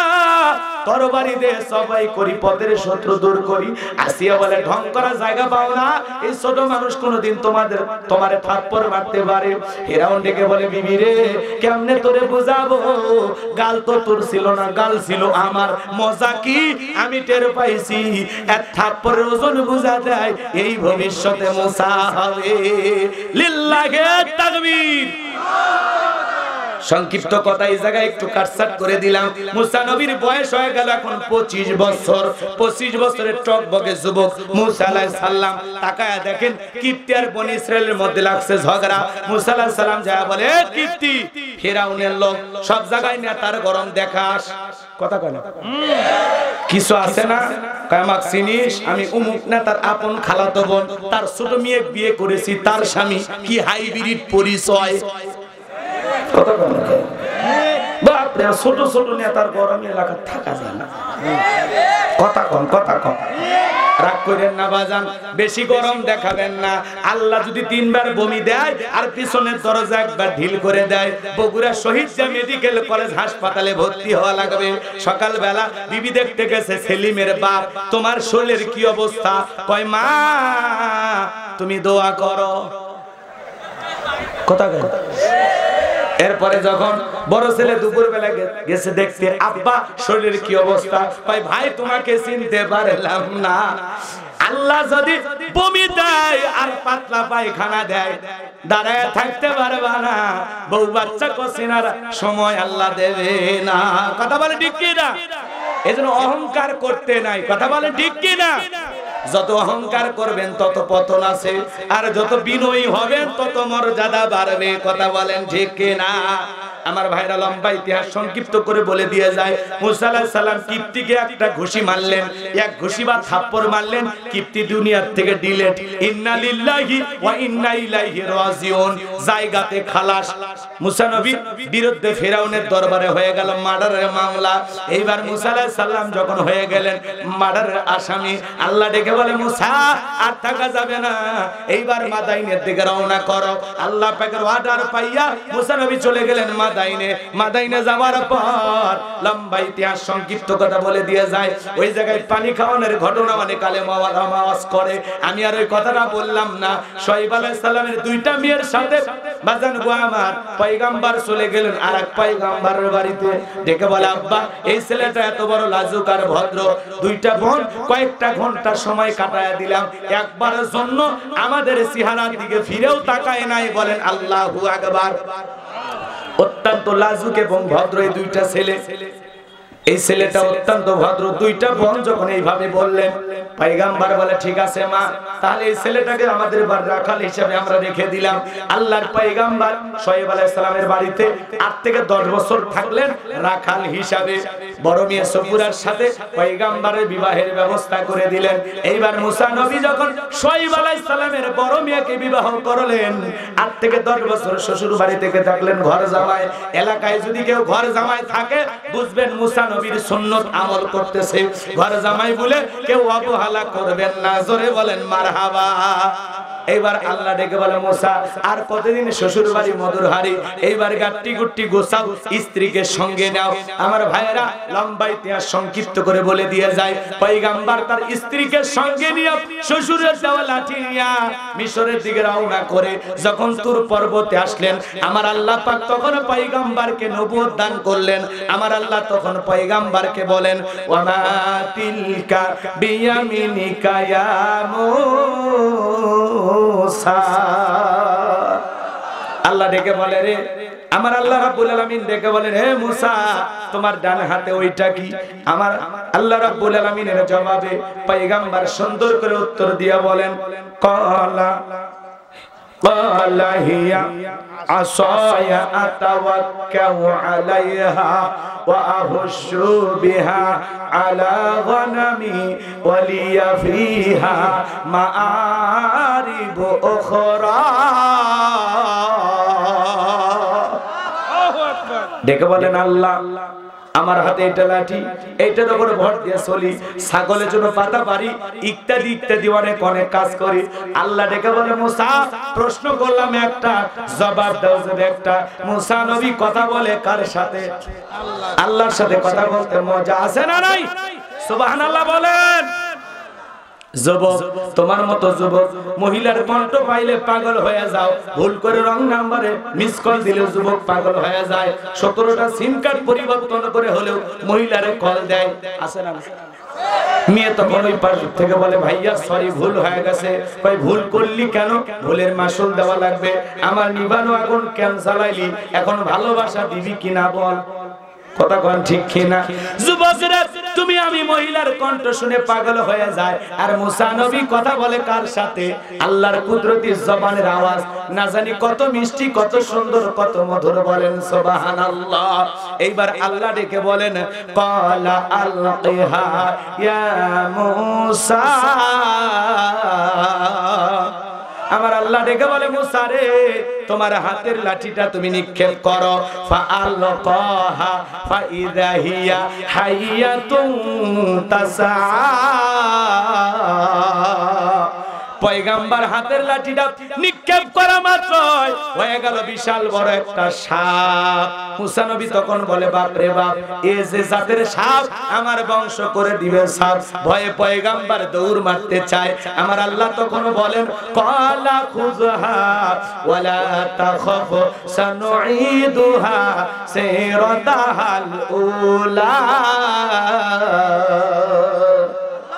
আমার আল্লাহ ডেকে বলে, পয়গম্বর ভয় পাওয়ার কোনো কারণ নাই।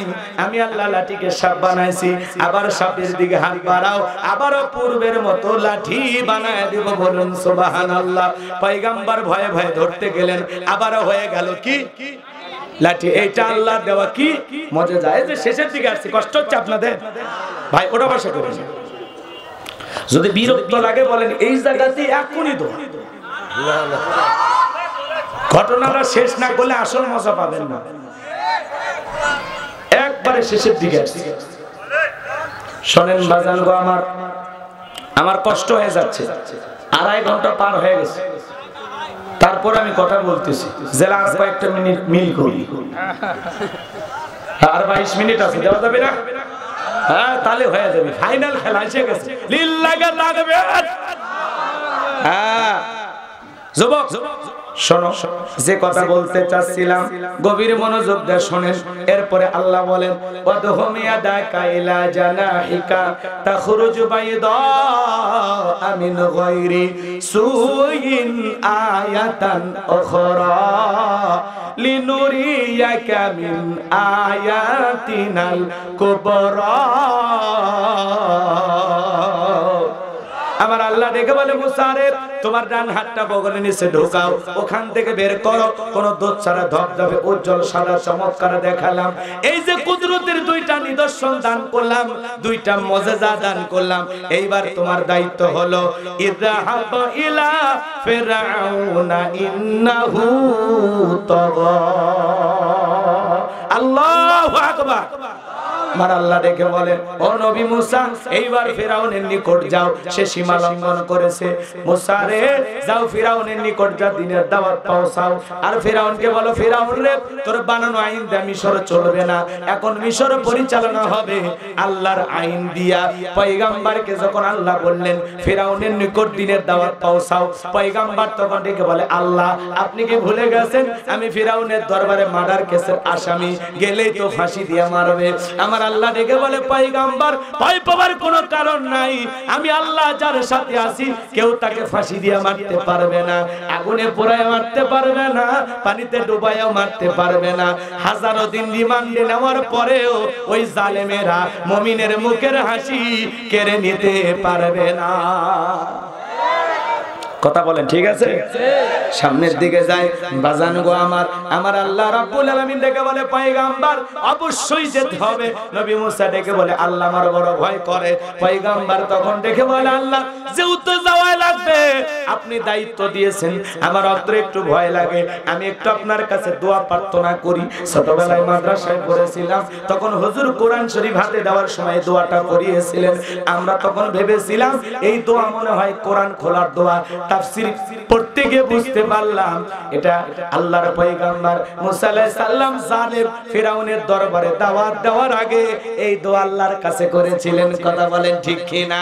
পয়গম্বর দোয়া করেন ক্বালা রাব্বিশরাহ লি সাদরি ওয়া ইয়াসসির লি আমরি ওয়াহলুল উকদাতাম মিন লিসানি ইয়াফকাহু কওলি ওয়াজআল লি ওয়াজিরাম মিন আহলি হারুন আখি। পয়গম্বর ডেকে বলেন হে আমার রব, আমার বক্ষকে প্রশস্ত করে দাও, আমার কাজকে সহজ করে দাও, আমার জিহ্বার জড়তাকে দূর করে দাও ও আল্লাহ, যাতে সহজে ওরা আমার কথা বুঝতে পারে। আর আমার পরিবারের মধ্য থেকে আমার ভাই হারুনকে আপনি নবুয়ত দান করেন। বলেন আল্লাহু আকবার। এই যে এতক্ষণ ঘটনা বলছিলাম চুপচাপ শুনুন, এখন কোরআনের আয়াত তিলাওয়াত করে আয়াত টু আয়াত আলোচনা হচ্ছে, ওটা বসে কোরআন শুনবেন না? একটা করে আয়াত পড়তেছি আর অর্থ বলতেছি, খারাপ লাগতেছে? এই যে ঘটনা খুব ভালো লাগে, কিন্তু কোরআন তিলাওয়াত করলে আর মজা লাগে না, এটাই তো আসল মজা। কথা কয় না? আমি যদি পুরো ঘটনাটা আপনাদের উদ্দেশ্যে এখন বলি, হ্যাঁ কমপক্ষে আরো 130-40টা আয়াত তিলাওয়াত করা লাগবে, কিন্তু আপনাদের অবস্থা দেখে বোঝা যায় না এত আয়াত তিলাওয়াত করা যাবে না। সংক্ষিপ্ত ভাবে মূল ঘটনা বুঝাই দিকে 2-1টা আয়াত তিলাওয়াত করি, আমি আলোচনাটা শেষ করে দিব। কষ্ট হচ্ছে? আর বেয়াদবি করেন না বাজান, দোয়া করেছেন, আর জীবনে আসবো না এলাকায়, সমস্যা আছে? একটু মনোযোগ দিয়ে কথাগুলো শুনে যান। এ বাজান গো আমার, আল্লাহ রাব্বুল আলামিন দোয়া কবুল করলেন আর ডেকে বলেন নবী মুসা যাও, তোমার দোয়া কবুল করে তোমার ভাই হারুনকে আমি আল্লাহ পাক তোমার সাথে নবুয়ত দান করলাম। বলেন সুবহানাল্লাহ। নবীর দোয়াতে হারুন আলাইহিস সালামকে আল্লাহ নবী বানায় দিলেন। এইবার দুই ভাই মিলে ফিরাউনের নিকট চলে গেলেন। এত বড় কাফেরেরও দাওয়াত পাওয়ার অধিকার আছে না নাই? কথা বুঝছেন? জো বাইডেনকেও দিনের দাওয়াত দেওয়া লাগবে, ভারতের দাদাকেও দিনের দাওয়াত দেওয়া লাগবে। কথা কোন ঠিক কিনা? দাদার কালকে মন খারাপ, বিশ্বকাপ মারতে পারেনি। কথা কোন ঠিক কিনা? হাই রে ভারতের ক্রিকেটারদের আনন্দ, শেষ ম্যাচে শেষ। কথা কোন ঠিক কিনা? কালো জাদু আর খাটেনি। কথা কোন ঠিক কিনা? ভারতে বিশ্বকাপ জিতছে আর বাংলাদেশের যুবকদের মানে ঈদের আনন্দ। কথা কোন ভাই? ভারত হারাতে আমরা খুশি, হুজুর পাকিস্তানে সেই খুশি, অস্ট্রেলিয়া কাপ আছে। কথা কোন ঠিক কিনা? যুবকদের মতি গতি বোঝায় পাশের দেশ, কেন এরা আমার পার্শ্ববর্তী দেশ, এরা আমার বন্ধু, আমরা ইলিশ খাওয়াই, আম খাওয়াই, তারা যদি কাপ মারতো তো তোমাদের সমস্যা কি? সব দেশই খুশি। হ্যাঁ সব দেশ খুশি। ভারত হেরে গেছে। বাবা কয় কি? কয় সব দেশ খুশি হয়ে গেছে, ভারত হেরে গেছে। কথা কোন ঠিক কিনা? বাজান গো আমার, হ্যাঁ বুঝতে পেরেছি বাজান। ভারতে দেখবেন আরে মুসলমানেরা একটু সেঞ্চুরি মেরে সিজদা দেবে, সেইটা নিয়ে ওরা সমালোচনা করে, ওরা ঢোল পিটায়, সমালোচনা হয় না, লুলু লুলু দেয়, সমালোচনা হয় না। কিন্তু কোন মুসলমান সিজদা দিলেই ওদের গায়ে জ্বালা পোড়া হয়। কেন? তুমি তোমার ধর্ম পালন করো, আমরা তো বাধা দেই না, তোমাদের ধর্মের বিরুদ্ধেও কথা বলি না। কিন্তু মুসলমান আল্লাহর শুকরিয়া আদায় করার জন্য ক্রিকেটের মাঠে সিজদা দিলে সেইটা নিয়ে কেন সমালোচনা হয়? কথা কথা রাগ করতেছেন নাকি আপনারা? ওরা ঢোল পিটায়, লাফালাফি করে, নাইকে দিয়ে লাফালাফি করে, নাচানাচি করে, ওগুলোর সমস্যা না। আহা মুসলমান, এটা আমাদের বোঝা লাগবে। সবাই বন্ধু হয় না, সবাই বন্ধু হওয়ার যোগ্য না। কথা বলেন ঠিক কি না? বন্ধুত্বের দোহাই দিয়ে আমরা বুক পেতে ভালোবাসলে ওরা হয়তো বা ছুরি চালানোর চেষ্টা করতেছে। কথা বলেন ঠিক কি না? ওই যে বন্ধুই বন্ধুর গোস্ত খায়, দেখো নাই? মুসলমানের বন্ধু কোনোদিন চাকমা হতে পারে? ওই যে দেখলা বন্ধুর টুকরো টুকরো করে গোস্ত রান্না করেছে, দেখো নাই তোমরা? এগুলোর দ্বারা প্রমাণ হয় সবাই বন্ধু হওয়ার যোগ্য নয়। কথা বলেন ঠিক কি না? যাই হোক, আর কথা বাড়াবো না বাজান, শেষ কথাগুলো বলে দেয়া যায়। আল্লাহর পয়গাম্বর মুসা আলাইহিস সালাম তার ভাই হারুন আলাইহিস সালাম কিনে ফিরাউনের নিকট চলে গেলেন। অকালা মুসা ইয়া ফিরআউনু ইন্নী রাসূলুম মির রাব্বিল আলামিন।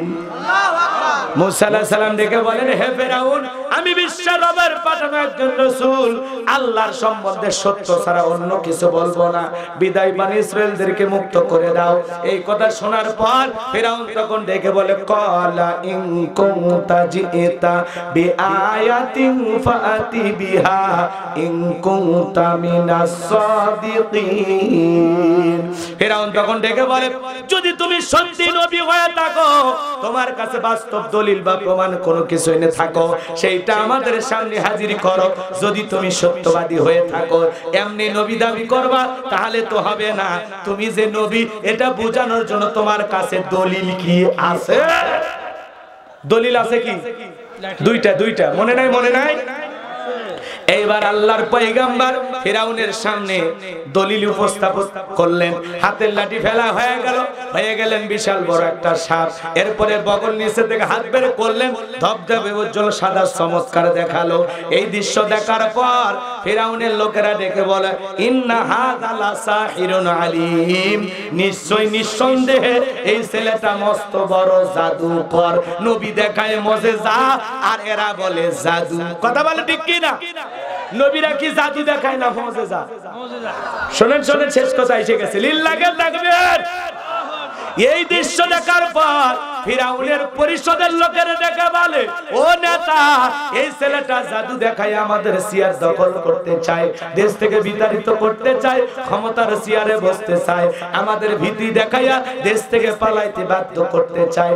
এখন কি করা যায়? সমস্ত লোকেরা ডেকে বলে, আমাদের টাকা পয়সার অভাব নাই, আমাদের দেশেও তো জাদুকরের অভাব নাই। তারা তখন কি করলো? ইয়াতু বিকুল্লি সাহিরিন আলিম, শহর বন্দর থেকে দক্ষ হাজার জাদুঘর ফিরাউনের নিকট উপস্থিত করা হলো। সমস্ত জাদুঘরেরা ফিরাউনের নিকট উপস্থিত হয়ে ডেকে বলে, নেতারে, আপনার শত্রু মুসাকে যদি পরাজিত করতে পারি, আমাদের পুরস্কারটা কি, লাভটা কি? খেলায় নামার আগে জানার দরকার আছে না নাই পুরস্কারটা থাকবে কি? বোঝেন নাই? ট্রফিটা কি থাকবে? আমরা যে আপনার শত্রু মুসাকে পরাজিত করব, আমাদের বেনিফিটটা কি, লাভটা কি, কি দেবেন আমাদেরকে? জাদুকররা বলতেছে কার কাছে? ফিরাউনের কাছে। ফিরাউন তখন বলে, ক্বালা নাআম ওয়া ইন্নাকুম লামিনাল মুকাররাবিন, তোমরা হবা আমার নিকটতম লোক, তোমরা এই দরবারে বসবাস করবা। আজ থেকে তোমরা হবা আমি ফিরাউনের কাছের লোক। নেতা যদি বলে তুমি আমার কাছের লোক, আর কিছু লাগে? নেতার কথা এখন ক্রসফায়ার করা যাবে, দাড়ি টুপিওয়ালাকে গুলি মেরে শেষ করে দেওয়া যাবে। নেতা যা বলবে নেতার কথাই তাই করা যাবে। লোকটা আজানটা ইমামতি করে, মুয়াজ্জিমি করে, ইসলামী আন্দোলন সাপোর্ট করে, এটাই অপরাধ। আজান দিতে গেছে, পথের মধ্যে লাশ হয়ে গেছে। এমন ঘটনা পৃথিবীর জমিনে আছে না নাই? কথা বোঝেন নাই মনে হয়? ঘটনা খুব খেয়াল করে শুনবেন বাজান গো আমার। নেতা যদি বলে তুমি আমার কাছের লোক, তুমি আমার মানুষ, আমার লোক, আর কিছু লাগে? এত বড় সাপোর্ট পালে নেতার কথায় যা খুশি তাই করা যাবে। কথা বলেন ঠিক কি না? এই কথা শোনার পর জাদুকররা খুব খুশি হয়ে গেল। ডেকে বলে, নেতা, তাহলে ঘর বাড়ি আরো বেশি করে বানান, এই দরবারে কয়জনকে জায়গা দেবেন? আমরা বউ বাচ্চা নিয়ে একবারে আসবো। ওরা সেই খুশি। কথা বোঝেন না? নেতা বলছে এই দরবারে থাকবা, তোমরা আমার লোক। জাদুকররা খুশি হয়ে গেছে। এই 4,000 মানুষ সেমিফাইনাল খেলা দেখার জন্য রেডি হয়ে আছে বাজান গো আমার। এইবার জাদুকরেরা মুসা আলাইহিস সালামকে লক্ষ্য করে রেখে বলে, ও আল্লাহর নবী মুসা, জাদুর বান আগে কে নিক্ষেপ করবে? তুমি আগে জাদুর বান নিক্ষেপ করবা নাকি আমরা আগে নিক্ষেপ করব? মুসা আলাইহিস সালাম দেখে বলে, ওস্তাদের মার শেষ রাতে। মারাবা বলবেন না? এবারে জাদুকরেরা জাদুর বান নিক্ষেপ করলো বিসিহরিন আযীম। সত্যি সত্যি সেদিন তারা বড় বড় জাদুর বান নিক্ষেপ করেছিল।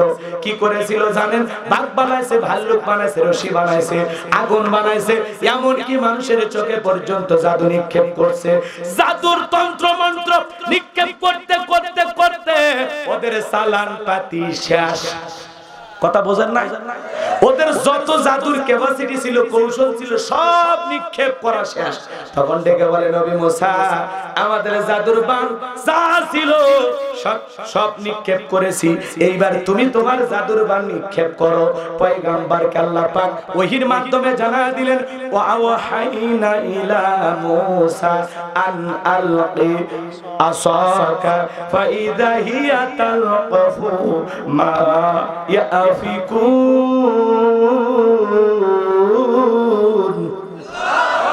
আমার আল্লাহ ওহীর মাধ্যমে বলেন, ও নবী মুসা, হাতের লাঠিটা ধরে আসো, ওটা খালি ছেড়ে দাও। আল্লাহু আকবার বলেন। হাতের লাঠিটা পয়গম্বর ছেড়ে দিলেন, হয়ে গেল বিশাল বড় সাপ।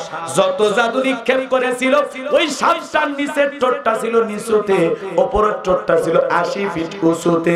সমস্ত জাদুর বান এক নিঃশ্বাসে খায়া দেখে বলে, ফেরাউন রে, তোর কি জাদু আরো আছে? আল্লাহু আকবার বলেন। জাদুকররা বুঝতে পেরেছে নবী মুসা যেটা দেখাচ্ছে এটা জাদু না, এটা জাদুর দাদু। আল্লাহু আকবার বলেন। কারণ জাদুকর জাদু শ্রেণী, নেতা নেতা শ্রেণী, হুজুর হুজুর শ্রেণী, শিক্ষক শিক্ষক শ্রেণী, স্বর্ণকার স্বর্ণকার শ্রেণী, দালাল দালাল শ্রেণী। যাই যে কাজ করে সেই কাজের লোক দেখে বোঝে, বোঝেন নাই? জাদুকররা বুঝতে পেরেছে নবী মুসা যেটা দেখা এটা কোনো জাদুর বান নয়, কারণ ওরা জাদুকর, ওরা বোঝে মুসা আলাইহিস সালাম যেটা দেখাইছে এটা জাদু না, যে আল্লাহর কথা বলতেছে সেই আল্লাহর কুদরতি শক্তি। সুবহানাল্লাহ বলেন। এইবার জাদুকররা কি করলো? ওয়া উলকিয়াস সাহারাতু সাজিদিন।